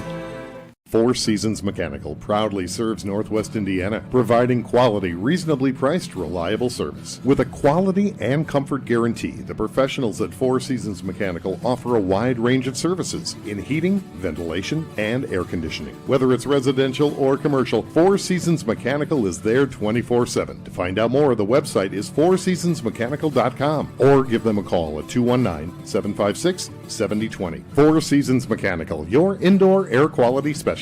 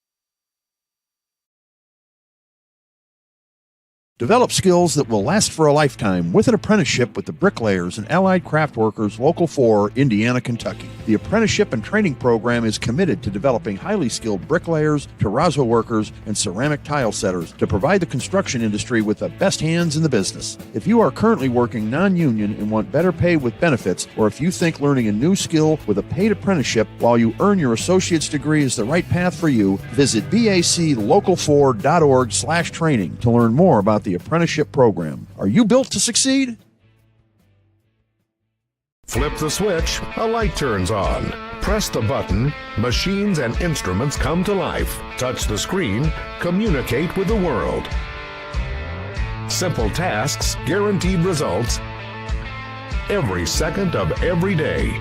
That's the power of power. And that's the power brought to you by the NECA contractors and electrical workers of Local 531.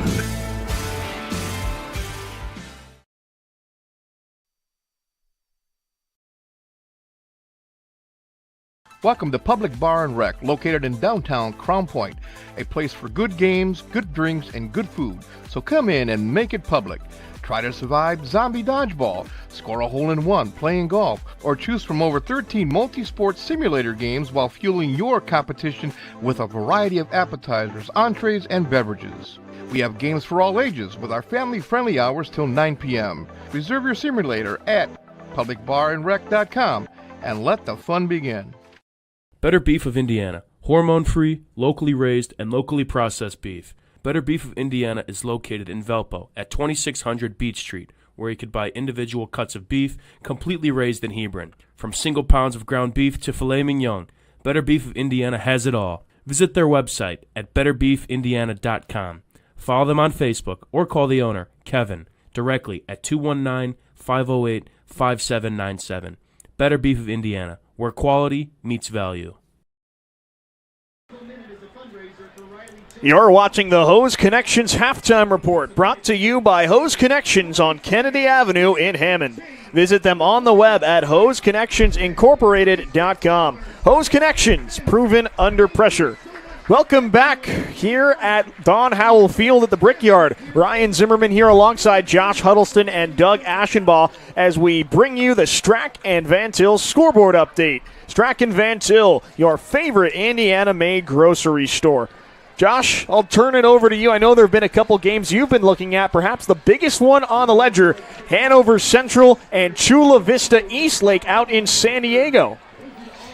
Yeah, the Hammond Central Wolves are trailing Chula Vista Eastlake, California, 21-6 at half. What a trip for California coming up to the region, huh? Yeah. Wow. That's going to be a first. It's got to be Lake Michigan, right? It's got to be Has the to draw. be. Yeah. Elsewhere, it's a 14-14 tie between Michigan City and Lake Central. That game is in the third quarter over in Lake Central. The 9th-ranked Boone Grove Warriors up 13-6 over the River Forest Ingots. That's in the second quarter.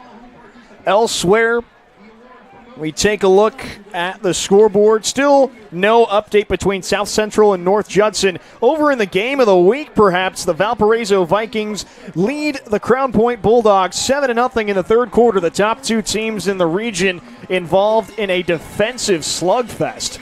Yeah, and number 5 in 6A, Crown Point, number 3, Valpo. And you talk about Crown Point being in a position they have not been this entire season and how they are going to respond. But, again, that's you talk about defense. I know we talked a lot about Hobart defense tonight.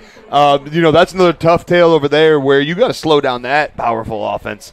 Larry Ellison, Noah Ehrlich, you got a ton of talent. And right now, Valpo shutting them out and going into, out of the half into the third quarter with 0 points. That is an absolute first so far for the season for the Crown Point Bulldogs. Over in Portage, Chesterton has a 14-7 lead. That game is in the second quarter. Elsewhere, Calumet is on top of Whiting 8-0. That game in the third. Andrean is up on Highland 14-0. That game in the second quarter over in Highland.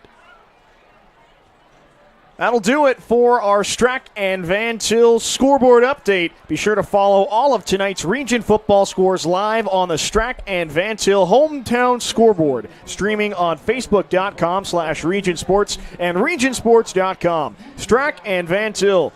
Shop online for delivery or curbside pickup at StrackandVanTil.com.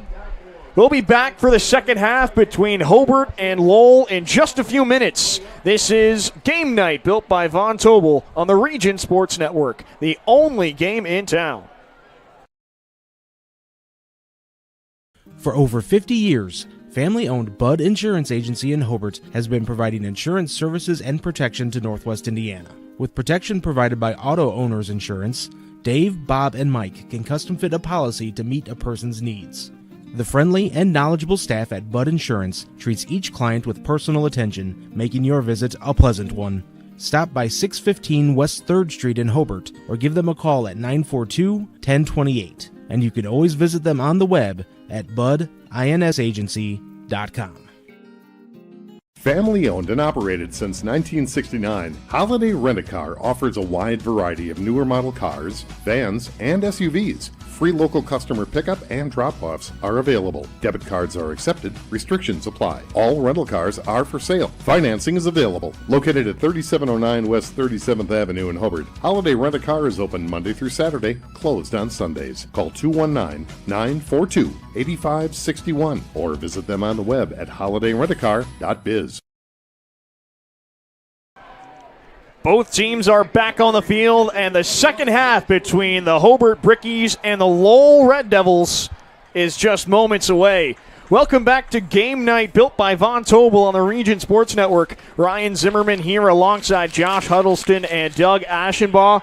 Fellas, it's been Johnny Sorensen's night. He has just carved up this Lowell defense to the tune of 5 total touchdowns.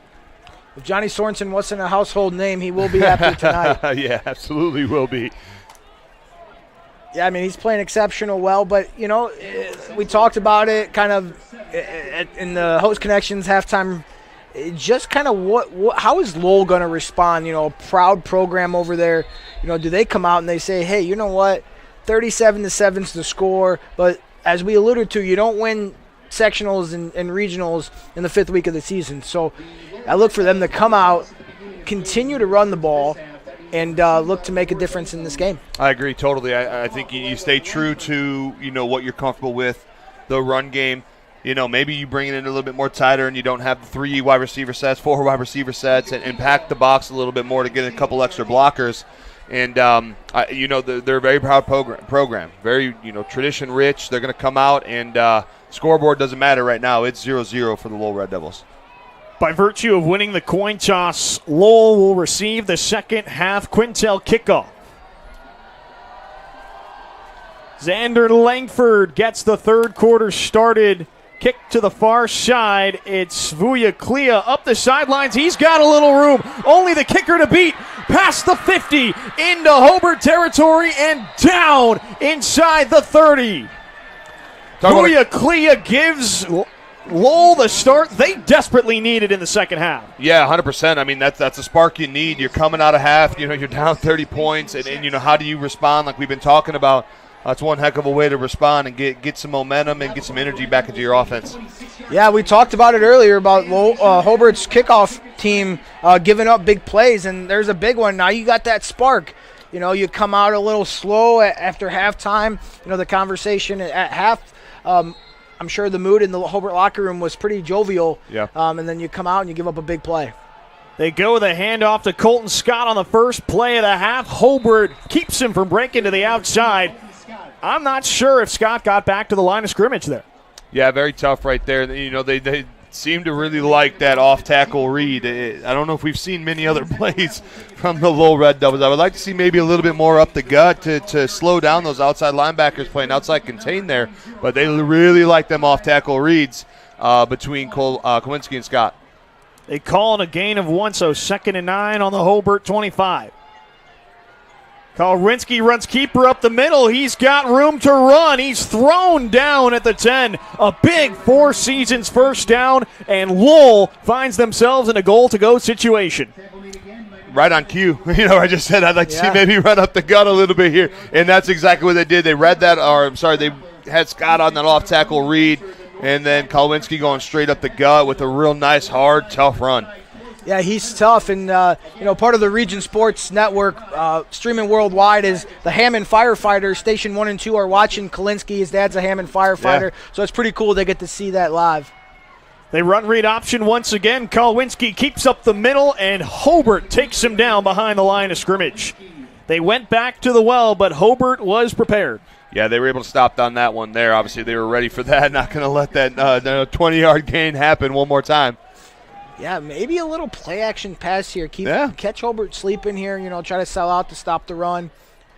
But Lowell likes to run the football. Yes. Facing a potential running clock, you have to think it's 4-down territory for these Red Devils. Kowinski keeps it once again. He dives past the 10-yard line. Hobart once again wise to the read option keeper, and it sets up 3rd and goal at the 9. Same play that we keep seeing. And, you know, obviously they like to run the ball. It gives you multiple options, too, as well. It's not just a straight handoff, dive, off tackle, whatever the case may be. It gives you that option when they're running those off tackle read options. You know, you got your read keys. Be able to get into both athletes' hands, and, you know, you have that opportunity. Obviously, right now, the Hobart has really shown up, though, here after that first Kowinski run and being able to stuff them. And, you know, maybe like you said, Josh, maybe we see a little bit of play action here. Lowell spreads it out. Shotgun 4 receivers set. Bad snap. Flags go. This penalty most likely on Lowell, but I think they just bailed themselves out. It's a delay of game on Lowell.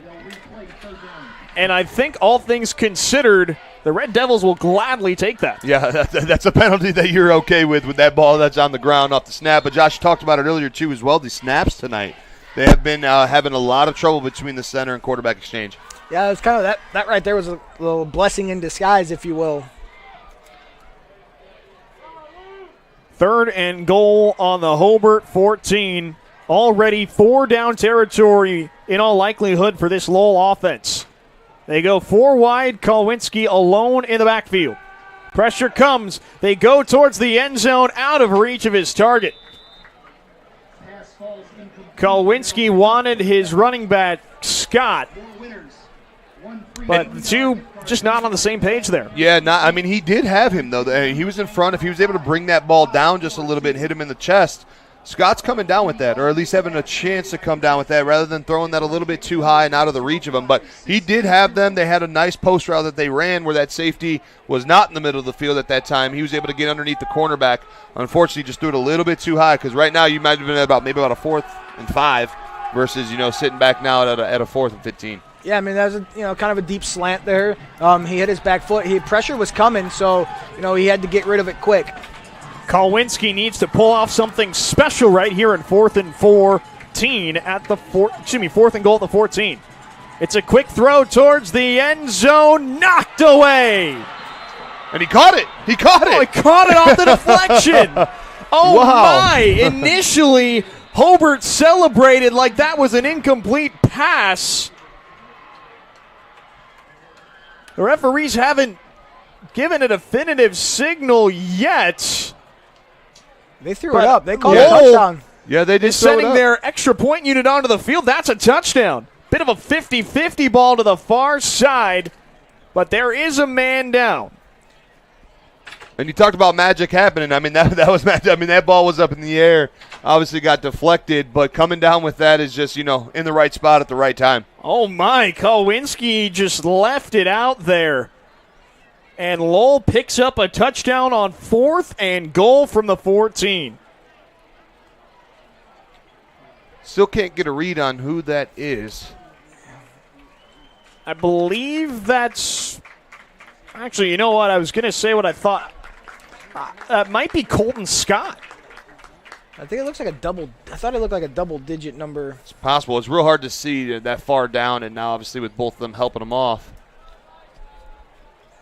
Either way, Kalwinski now has 1 by land, 1 by air. 37-13. Hobart still leads by 24. Dylan Bisacci on for the extra point, and his kick is through. Perhaps that sparks the Lowell comeback. 37-14, Hobart on top. 8:43 to go in the third quarter when we come back. This is Game Night built by Von Tobel on the Region Sports Network, the only game in town. I'm Tim O'Brien, former Hobart Brickies and Northwestern Wildcat quarterback. When I was playing, I always wanted to be prepared for the unexpected, planning for what might come next. As a certified financial planner with Edward Jones Investments here in Hobart, I pass on that same philosophy to my clients. Planning for the future is important. The same goes for advertising. I plan ahead and turn to the Region Sports Network because they get the job done for me. And I, therefore, put my trust in them, knowing they are the only game in town. And go Brickies! Grangers at the Clock Tower is a place to gather in downtown Hobart before or after a Brickies win. Whatever meal you are in the mood for, you can find it at Grangers. Owned by a Brickie family, Grangers also offers an aesthetically pleasing indoor setting, along with an outdoor section overlooking the beautiful Lake George. Check out one of Hobart's highest-rated restaurants, located at 437 East 3rd Street in Hobart, and they're open 7 days a week. Visit their Facebook page for daily specials and events. Grangers at the Clock Tower. A good time. 5-6-6. Lowell cashes in on their first drive of the second half, and perhaps the comeback is on. 37-14, Hobart still on top here on Game Night built by Von Tobel. Landon Rosenthal on for the Quintel kickoff. Willie Shearer and TJ Caldwell back deep for Hobart. Angled kick towards the far sideline. It bounces out of bounds at the 8. And given how Hobart's last kickoff return went, I think Lowell will take that penalty. Doug's got a special Lowell fan at home, right? It's a good time after the touchdown. You want to give a little shout out here, Doug? Yeah, my little guy actually is at home. He just sent me a video of us on his TV watching the stream. Carter's at home, my son, 8-year-old, watching us and he's telling me I did a real good job. So, buddy, if you're still watching, I love you, and I'm glad you're watching us right now on the TV. He's one of those little running backs, right? He tearing it up at 8U Pop Warner. Yeah. They're doing well right now. That's a big shout out to all my whole 8U team over there at South Lake Red Devils. A Red Devil legend in the making, perhaps. Hobart takes over at their own 35. Sorensen hands off Shearer. A little space on the far side. Sheds a tackle and gets out of bounds just shy of the first down marker. You got to wrap up in the backfield if you're Lowell. You had him there, you had him for maybe a net one gain there, and he was able to break the tackle and pick up 8 yards. So it's kind of a challenge there. Yeah, it is, and the big thing is don't give up on you stopping the run right now. Get him down. They go with Shearer once again on second down, and he powers forward for a Four Seasons first down. That's the most we've seen Willie Shearer, I think, from the second quarter to now. Those past 2 runs, honestly, Lowell's been doing a great job stopping him, and that's where I was preluding to just a second ago is don't give up on what you were doing well against that run in that second quarter. I mean, you're talking, there's a lot of game left right now, and, you had a big opening drive touchdown, and so, a stop here and another score, I mean, you're right back in this game, so, the Lowell defense, they got to answer the call here. Shearer once again up the middle, room to rumble past midfield and down to the Lowell 44, just a yard shy of the marker. Just power football right there. I mean, that was just up the gut, hitting the hole quick. And, man, when he gets going, though, he's tough to get down. There's been a debate whether, the nickname Willie the Jet or Willie Wheels. I like Willie the Jet, honestly. Willie the Jet, man. That's what we've been calling him. Sorensen drops back, heaves it down the near sideline. He's got Caldwell, but it bounces off his shoulder pads. A late flag flies in. Hobart may have picked up the first down anyways. And it looked like great coverage. I mean, one-on-one, man-on-man there. And trying to think of who was that was on that. Was that Landon Rosenthal with some good coverage, it looked like. Now, obviously, we can't see the side that the ref was looking at and what was going on there. But it looked like some nice tight coverage. It is indeed pass interference on Rosenthal. That'll move the sticks. Hobart picks up another Four Seasons first down. We won't. That was a great throw by Johnny Sorensen. He threw an absolute perfect ball right there. He patted his feet and nice trajectory 3 there. We got a good battle going on right between Rosenthal and Caldwell down here. Yeah, tough call right there. A little trouble in spotting the football, but the referees place it on the Lowell 29 as the sticks reset. Did we have another flag thrown, or you picked it up, though? There was a flag, but they call the sideline warning, so no yardage attached to it just yet. 7:35 to go in the third quarter. Now they're going to respot the football at the Lowell 24.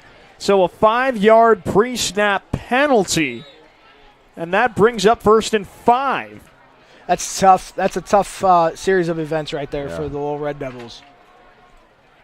Hobart goes right back to Shearer, bounces it outside, sheds a tackle towards the marker. He's out of bounds right nearby it. The referees spot him a yard shy. Just tough running there. 2 broken tackles. Obviously, you're able to jump cut and get to the outside real quick. Malachi James was on the edge over there trying to seal the edge, make him cut back up. But, when he gets going, he's tough to bring down. Yeah, he's got kind of a, he's just a tough kid. Willie Shear's just a tough kid. And, I thought he was going to get tackled. He put his hand in the ground like a good running back and kept his feet moving and got some positive yards. Sorensen, a 3-step drop, takes off up the middle. He's got space to work past the 10, hurdles a man right there, and that is not something you can do. He just popped right over Gavin Cataldo, but unfortunately you can't do that in high school. Yeah, it looks like it might have been a block in the back, too, as well at the same time. I think it was a block in the back. Well, either way, no matter what Hobart did there, that is not in the rule book. It is a block in the back. I believe play would have been stopped anyways for the hurdling penalty, but they do call the block in the back instead.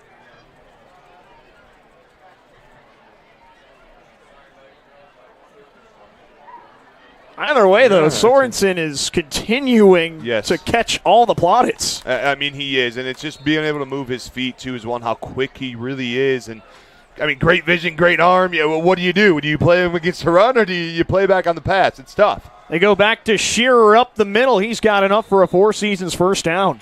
You kind of got to pick your poison, right? Do you try to put a spy on him and allow him to sit back and take a guy out of coverage? Do you send some, do you play coverage and let him run? Do you bring the house and let him throw it? There's a lot at play there.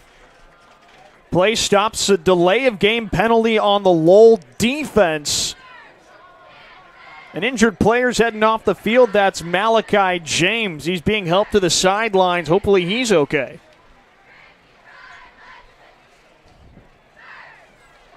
Maybe a cramp or...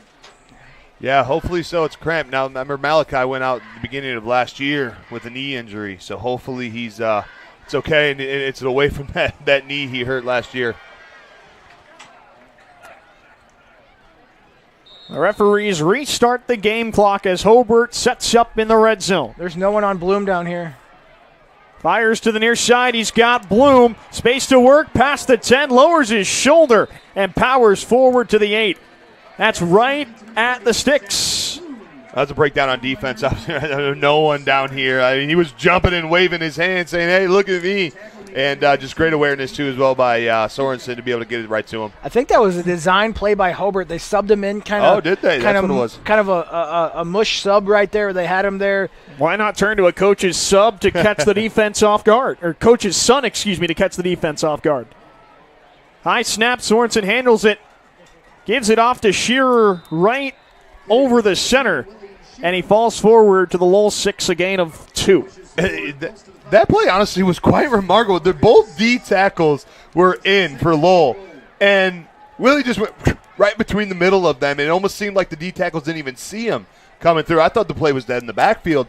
Again, talking about the speed, though, from Willie on that is remarkable to watch how quick he can hit a hole. If you got Johnny Sorensen on your fantasy football team, you're going to want him to run the zone read here. Yeah. Can we call to Johnny Rocket and Willie the Jet? Can we do something? We got it, man. We got Johnny Rocket. Newest pair of superheroes. Johnny Rocket and Willie the Jet. I think we're on to something.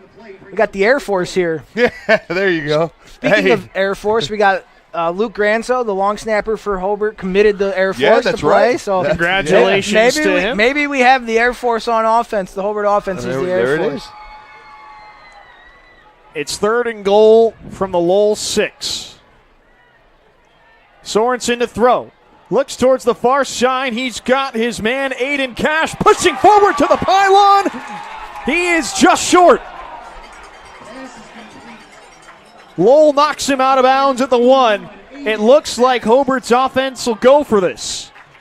Yeah, I mean, Big Sky, it looked like he, from this view, it looked like he got over. Obviously, we can't see his feet over on the sideline, but this is a big 4th down stop right now. I mean, the refs don't know how close he is to his first touchdown. You know, like we know up here, but that's so close, man. The freshman nearly capped off his first homecoming with a memory for a lifetime. Should have just given it to him.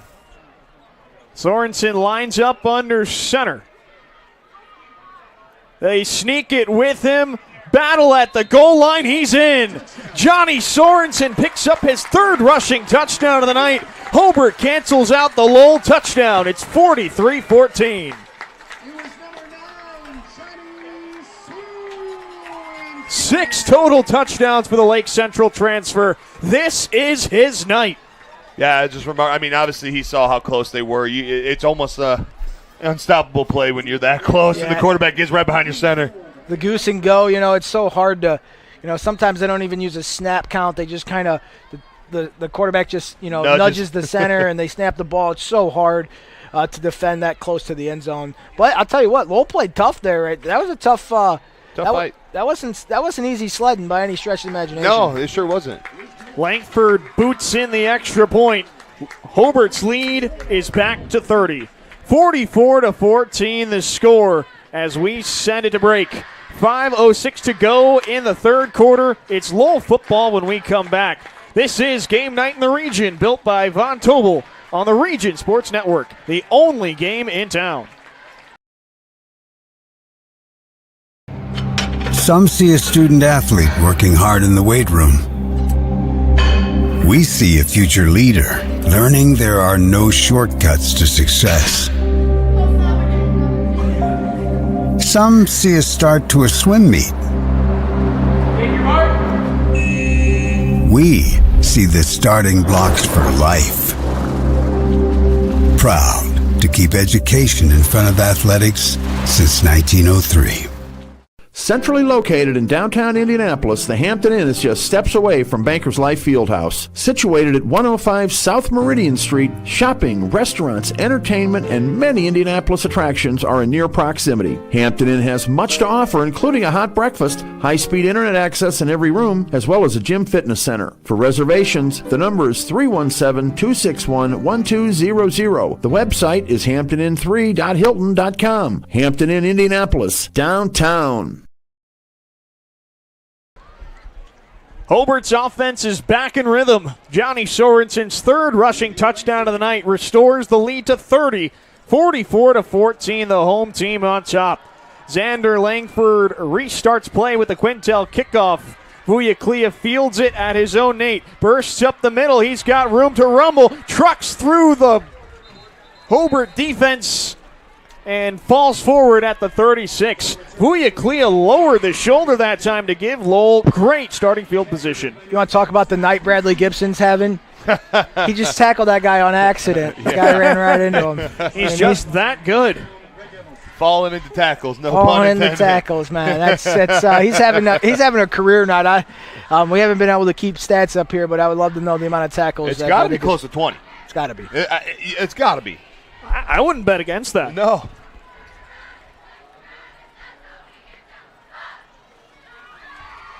Kowinski hands off to Scott up the middle. Hobart right there to stack him.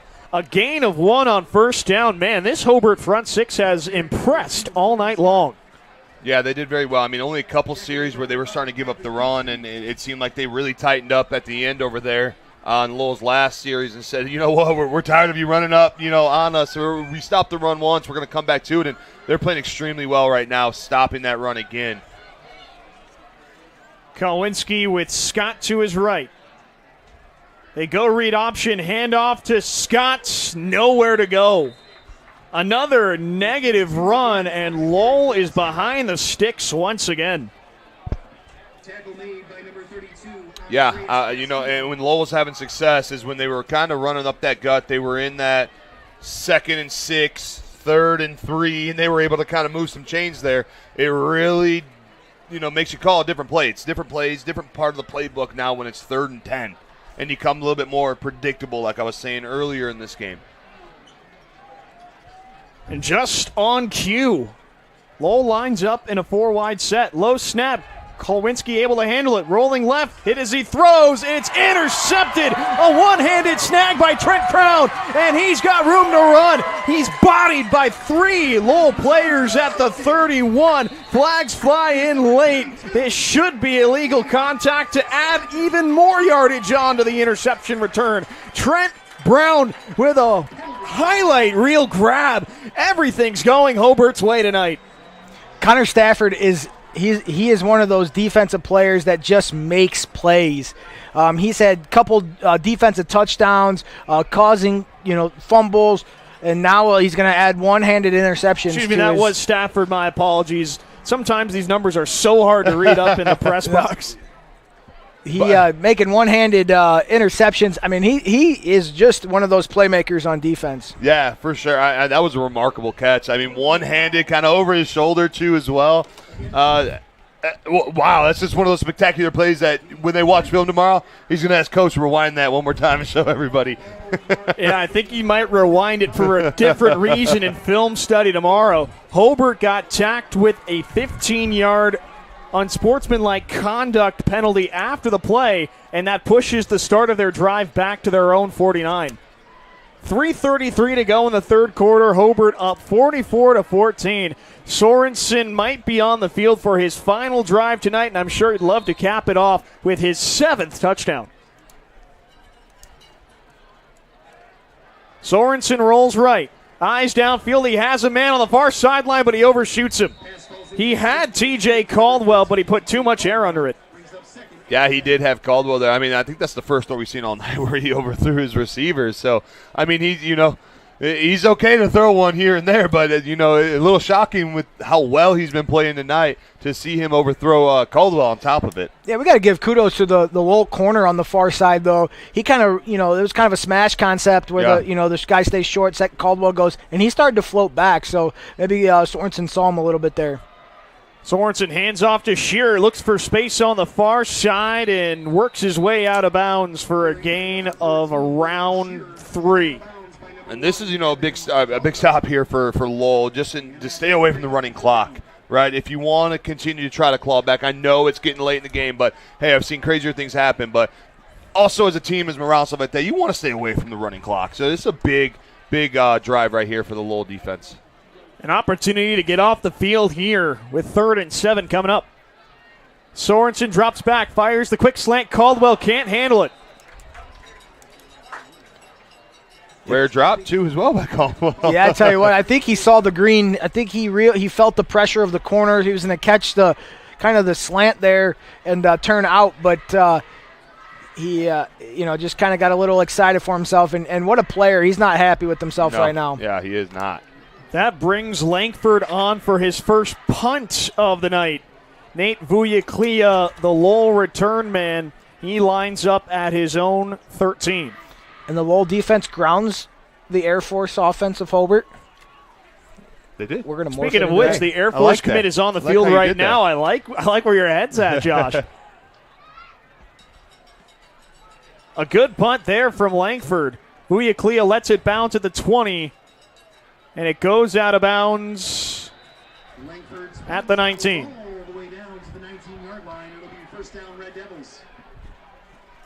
Lowell got the stop they needed to avoid the running clock. You're down by 4 scores. Brody Kolwinski has to operate this offense with a sense of urgency. I mean, there is. Nothing's ever, short of being out. We're only at, we've got 3 minutes left still in the third quarter. There's still a lot of football left. If you could try to make something happen here for Lowell, catch any kind of spark. I mean, you're never out of a game. It seemed, like I said, crazy things happen. And with how, Lowell's always played, these kids are going to keep fighting. They go Scott up the gut. Hobart knocks him back. Yeah, well, one of the questions, the Hobart coaching staff kind of has is can we finish football games? And we saw the KV game where Hobart came out, jumped out to a big lead, and KV kickoff return, big play. Next thing you know, they're in a dogfight down at KV. So, Lowell can catch lightning in a bottle here. You never know what's going to happen. Yeah, big plays happen at any time. Hobart shows pressure. Low snap, Kolwinski juggled it initially, has to keep it himself, but he makes something out of nothing. A big play on second down, a 9-yard run up to the 25, and Lowell has 3rd and medium. Again, bobbled snap, though. Those plays could hit much quicker, but we're seeing a lot of those bobbled shotgun snaps throughout the night. I want to say it's like 5 or 6 that has really kind of took a play from being able to hit quick, slowing it down, and less yardage, blocking's off, things like that, but they're struggling a little bit with that exchange. Kolinski's playing tough, though. He's battling back there.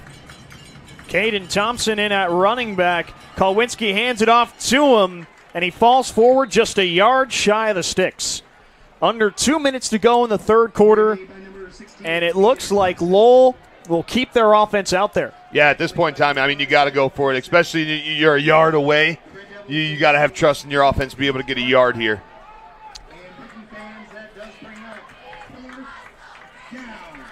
The fans start to get on their feet.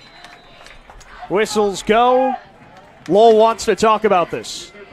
1:18 to go in the third quarter. Lowell uses their first timeout ahead of a crucial 4th and 1.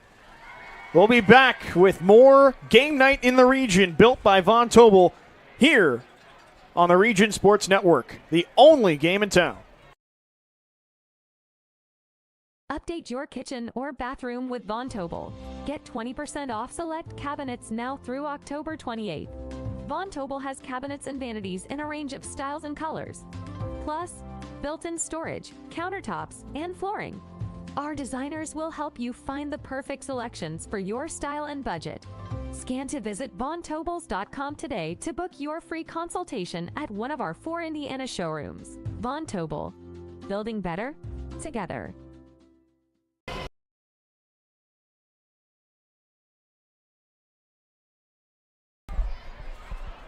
Lowell has their play ready to go, and it's a punt. Yeah. They initially had the offense on the field for 4th and 1, but head coach Keith Kilmer had a change of heart, and Seth Fedler is on to boot it away.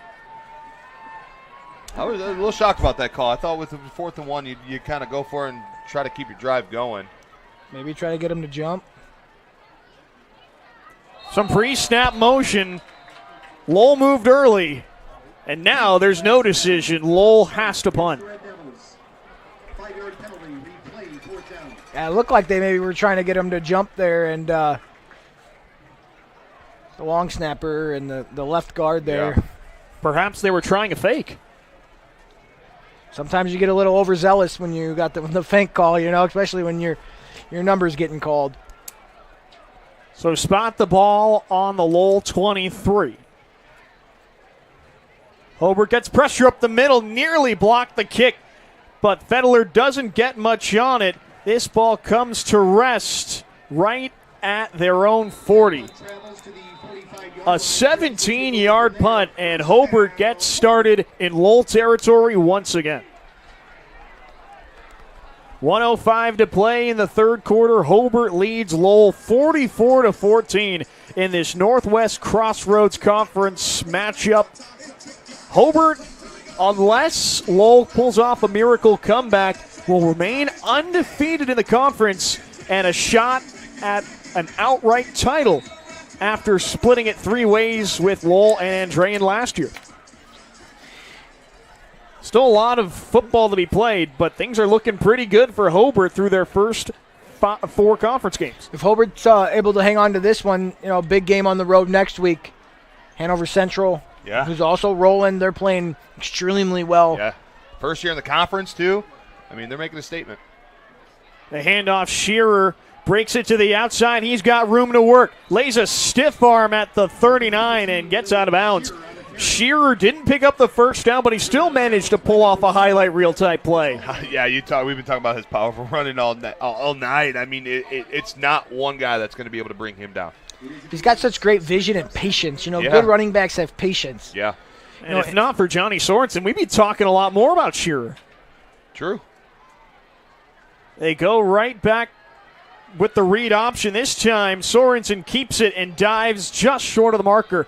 The referees are going to mark him just over a yard short. Clock continues to run. Hobart does not have to run another play in the third quarter. Looks like they're not in any hurry. Looks like they're going to let this go ahead and run down. The offense is heading to the sidelines, and that means we're going into the final quarter here at Don Howell Field at the Brickyard. Put your 4s up. 44-14, Hobart leads Lowell. 3rd and 1 coming up on the other side of this break here on Game Night, built by Von Tobel on the Region Sports Network, the only game in town. Update your kitchen. Some see a student athlete working on a shot. We see a powerful lesson in persistence.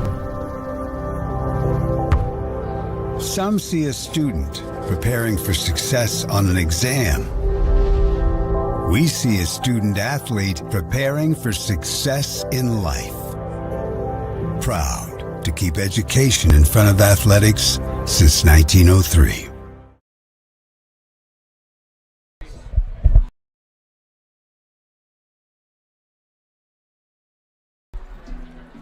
Stay with Region Sports after the game as we send it back to the Centier Bank studio. RSN will recap all of tonight's action from around the region, all from the Centier Bank studio.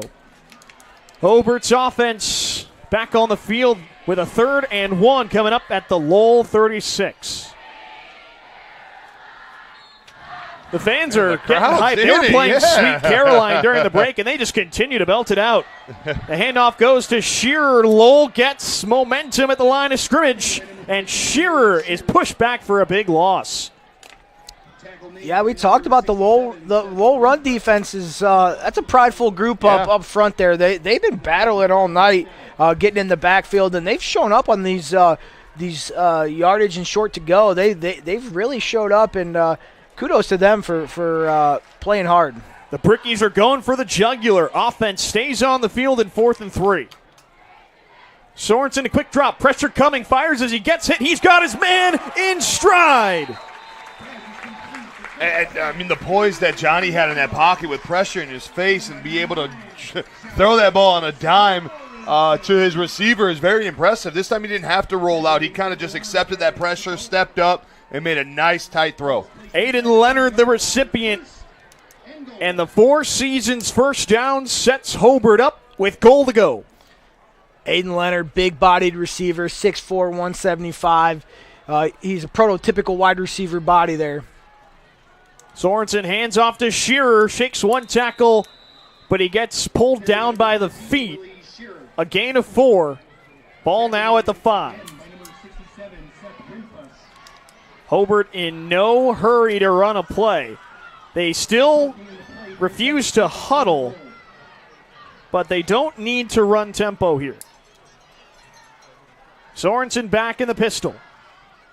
He rolls to his right, avoids pressure, keeps it himself, cuts at the 5, at the goal line. Lowell keeps him out of the end zone. Man, just short of the 7th touchdown on the night right there. I mean, you know he saw that and he was going for it, but, you know, great job by the Lowell defense just being able to kind of crash and get outside, match that speed, and stop him short. If you're the offensive coordinator for the Brickies, you do not want to see your quarterback with a 44-14 lead trying to lower his shoulder, and there was quite the collision there on that 2-yard line. Fortunately, though, crisis averted for the moment, but not for Lowell's defense. They want to talk things over. They use their second timeout of the half with 3rd and goal from the 1. 10:23 to go in regulations. Both teams will regroup on their own sidelines as we head to break. This is Game Night in the Region, built by Von Tobel, here on the Region Sports Network, the only game in town. When life takes you places and you can't get to the store, shop online with Strack and Van Til to go. Our to-go service is easy to use, and it can save you time and money. Once your order is in, our own Strack and Van Til team preps your order with care. For delivery or pickup, enjoy the convenience of letting our to-go team shop for you. Enjoy your special moments. Sign up online today at shop.strackandvantil.com. At the conclusion of tonight's game, we'll name the Crowell Companies Lantern Man superhero of the game.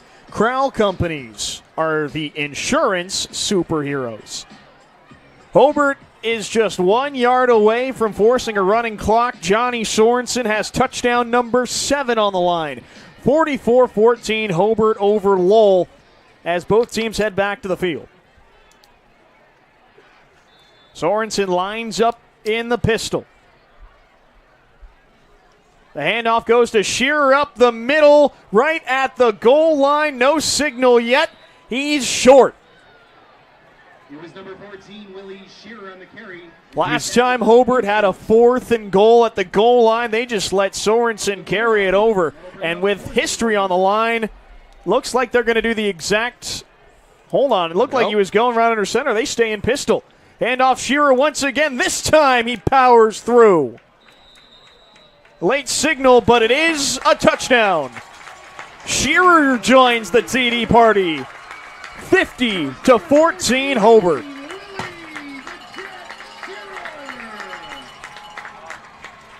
Fireworks go off. The Willie, the jet goes off too over here. I mean, that's just a powerful run. You called his number once, he got you there. Turn around and give it to him again. Let him finish it off. That triggers the running clock as Hobart sends out their PAT unit. And the Air Force has landed. Luke Granzo to snap it. Zach Bloom to hold to complete the special teams operation. There you go. Operation PAT proved successful. 51-14 with 9:23 to go. And when... Hold on, I think there's a malfunction on the clock. They just stopped it at 9:22. I'm just picturing a graphic out here with the football field, like the runway and the jets with the numbers, rockets. Man, the way Hobart's been playing tonight, there is no shortage of nicknames. Tell you what, though, Lowell's battling. I mean, you just look at that last drive right there.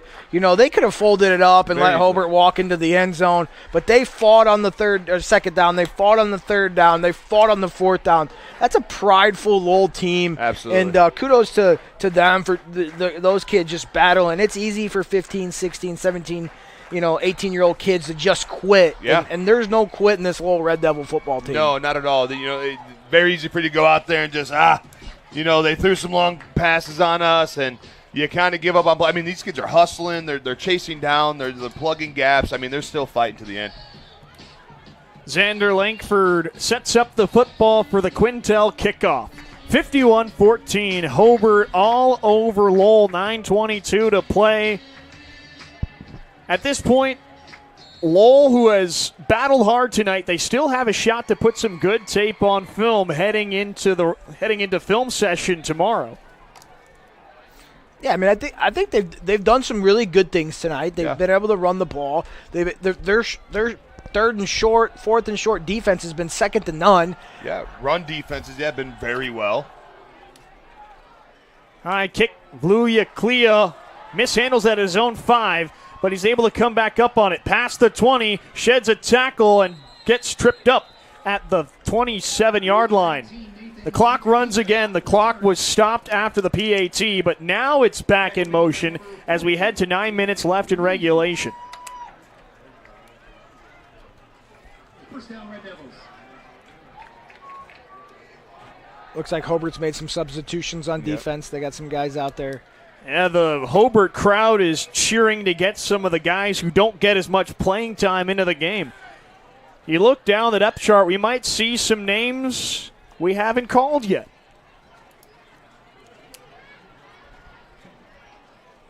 Kowinski has Thompson to his right. They hand it off to him. Excuse me, that's Thomas McNorton. Not much there for him. It's a loss of 1. McNorton, the third Lowell running back tonight. Yeah, and we also got Wimberly Gage, the freshman in at quarterback. All right, one lefty to another, I think.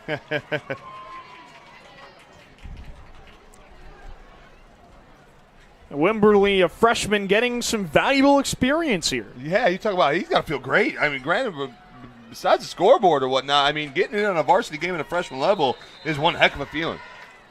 And certainly that bodes well for the future of Lowell football. You get your young guys some experience. They can say they've been there before. There is no substitute for development than game experience. There really isn't. Yeah, absolutely not. I mean, I remember my first varsity carry, safety blitzed and knocked my helmet off and cut my arm, and I remember coming back. A genuine welcome to high school football moment there, John. Yeah, I remember coming back to the sideline saying, "Is this what it's like? Keep me over here." Yeah, right. I don't know, but let me rethink this. Hobart uses their first timeout of the half. Clock stops with 7 minutes and 23 seconds remaining in regulation. 51-14 the score. as the defense wants to talk it over. Yeah, I'll tell you what, when you you talk freshman to JV to varsity, just that different level of speed. Yes. It's like going from high school to college almost. The game just speeds up so quickly. The average fan looks at it and says, put this guy in, put that guy in. When you see a guy, maybe the running back struggling or the quarterback or the left tackle, you don't realize how fast the game is, and it's a different ball game. It really is, yeah. Wimberly in shotgun, McNorton, the running back, to his right. Let's see him throw. He rolls to his right, evades a tackle. Nice block from McNorton that time. Man, Wimberly took a huge hit right at the original line of scrimmage. A gain of 1. We'll see what Lowell elects to do on 4th and 10. Looks like they're going to send out the punt unit. I felt Wimberly's pain there. Yeah, we just talked about your welcome to varsity football moment. I think Wimberly just had his. Yeah, but that's a good thing. He popped right up. He's a tough kid. Tough kid, man. Small in stature, but the toughness of a champion. Fedler on to punt once again. Puts his left foot through it. Fair catch and secured. Eric Kingery pulls it down at the Hobart 44, and we'll see if the Brickies turn to their bench as well. Yeah, it looks like Hobart's Alex Tatum, freshman, going into the game. So another freshman sees playing time in this homecoming affair. Perhaps Tatum might have fallen into the perfect situation. This will be his team next year. You get to sit behind one of the best quarterbacks in the region in Johnny Sorensen, and now he gets a chance to shine and develop a little bit himself. Yeah, he's a tough kid, wrestler, smart kid. He's a student of the game. You'll see him volunteering. He's just an overall good kid. Preston Perez, the running back behind him. Tatum hands it right to him. Nowhere to go. Tatum, the freshman QB, safe to say he doesn't look like a freshman. 6'2", 185 pounds, looks right at home on the field. Yeah, he's definitely a big underclassman, I guess you could say. Yeah, he contributes on special teams. He made a couple tackles on the kickoffs. The varsity game isn't too fast for him, so that's a good thing for the Bricks looking into the future. For Perez, this is his first game action this year, like Tatum, his first carry of the season.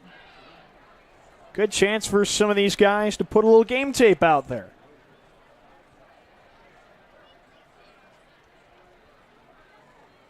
Tatum hands it off. Perez can't get any traction. Lowell's defensive line just burst right through. Yeah, they got their second group in too as well, but it seems like following same suit of how well that defensive front has been playing for Lowell tonight. Sets up a 3rd and 13 at the Hobart 41. Yeah, Robert Savransky, the defensive line coach, he's earning his paycheck tonight, man. Those guys are the Lowell, front three has been pretty great tonight. Yeah. Safe to say, coachability and effort is not an issue with this group. No, not at all.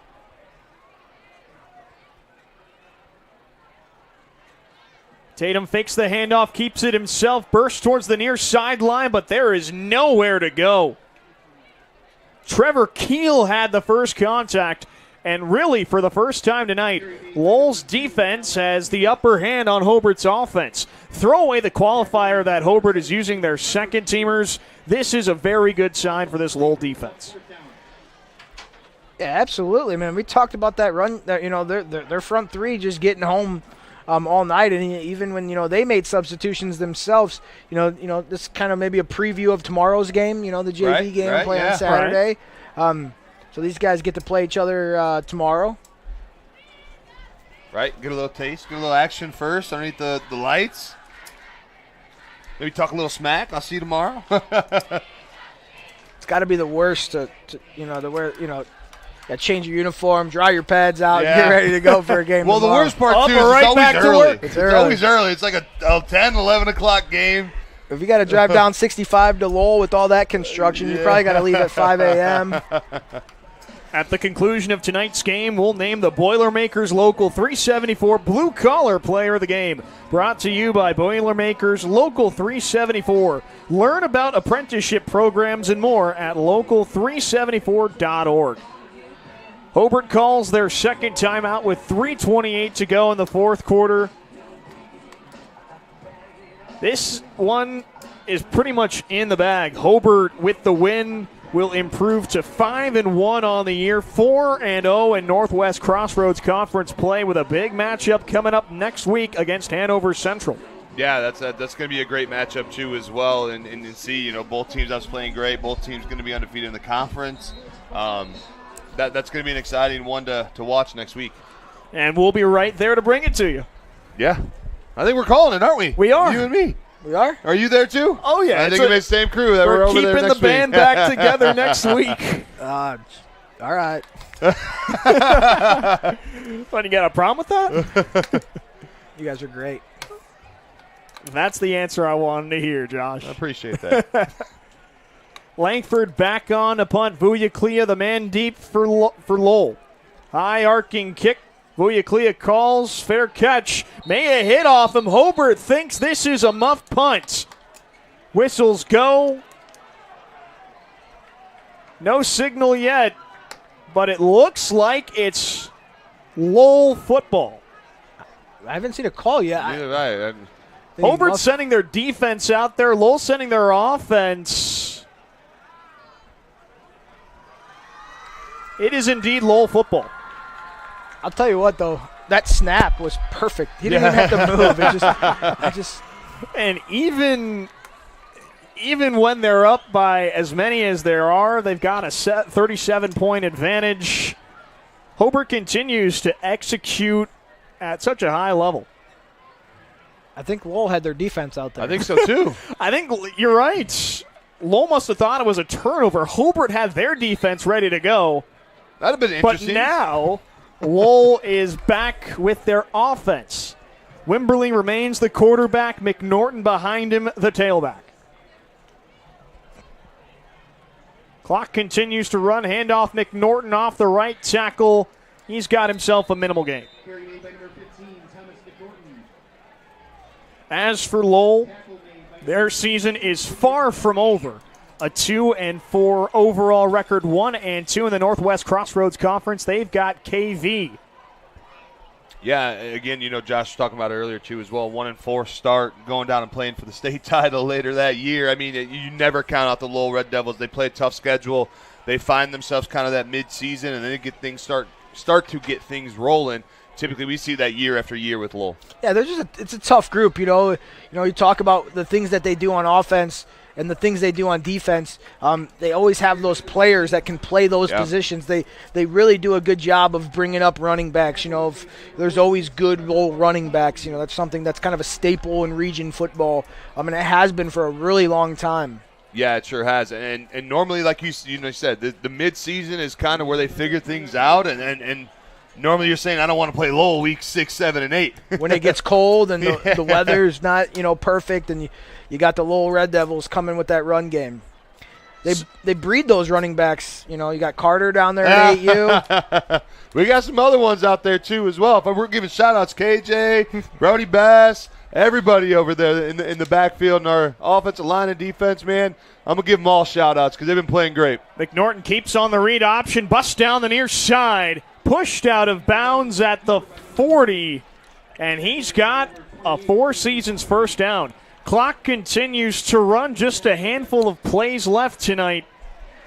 Before this clock hits triple zeros, let's take a look at our post-game awards. We'll start things off with the Crowell Company's Lantern Man Superhero of the Game.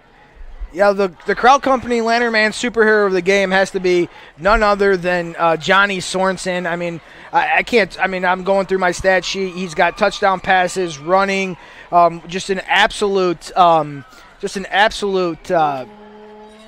game that he played tonight. I mean, he really showed up on homecoming. He did everything right that you could ask for as a coach. He played hard. He was rallying his team down here. He really came to life. He had 28-yard touchdown pass, 77-yard touchdown run, 9-yard touchdown run. He had another 55-yard pass. He had another 12-yard pass. He had a one-yard touchdown run. Just the stat sheet just keeps going. He performed extremely well tonight. He is our Crowd Company Lantern Man superhero of the game. Doug, any objections? None at all. With those stats, it's kind of hard to debate that one. I mean, he was just lights out. 6 touchdowns on the night is pretty incredible. Congratulations, Johnny Sorensen. You are tonight's Crowd Company's Lantern Man superhero of the game. Crowd Company's proud to recognize the superheroes on the field. This one is in the books. Hobart, a 51-14 winner over Lowell on their homecoming night. Before we send it back to the Centier Bank studio, still 2 awards left to dole out. Next up on the list, the Boilermakers Local 374 Blue Collar Player of the Game. Josh, Doug, who are you guys thinking here? Going with Bradley Gibson on that, obviously, right? I mean, I think we lost count with how many tackles he had. I would say he probably had maybe about 20 in the first half. The amount is, I mean, he was just attracted like a magnet to whoever had the ball.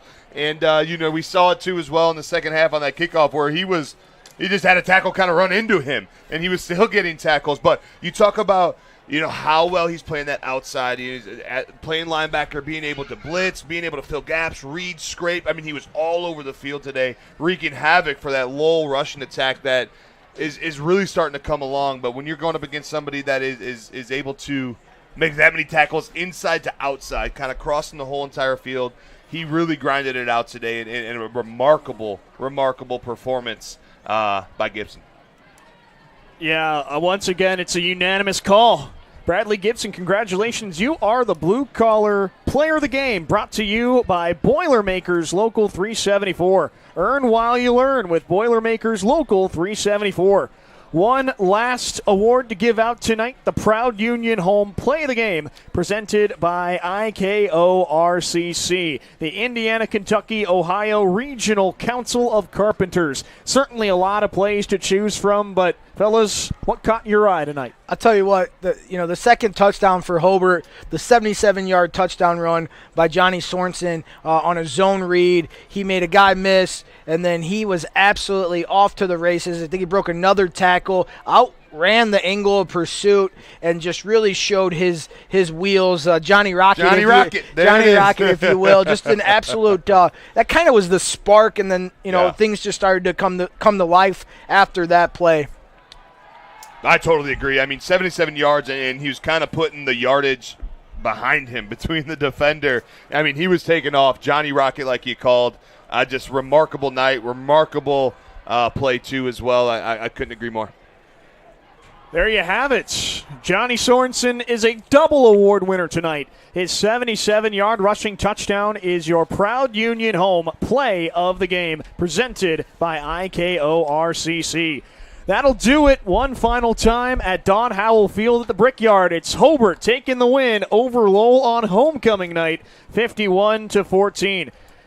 Shout out to our management crew, our executive producer, Chris Ramirez, our operations manager, Rich Castillo, our coordinating producer, Claude Martinez, and our sports director, Jack Thiel. Our producers, Zach Miller and Milton Johnson. A special thanks to the head coaches of both teams, Keith Kilmer and Craig Osika, the athletic directors, Patty McCormick and Mike Black, and to you, the viewers, on youtube.com/regionsports, facebook.com/regionsports, regionsports.com, and ihsaatv.org. For my partners in crime, Josh Huddleston and Doug Aschenbaugh, I'm Ryan Zimmerman. Thanks so much for tuning in to this edition of Game Night, built by Von Tobel on the Region Sports Network, the only game in town. Stick around as we send it to our Centier Bank Studios.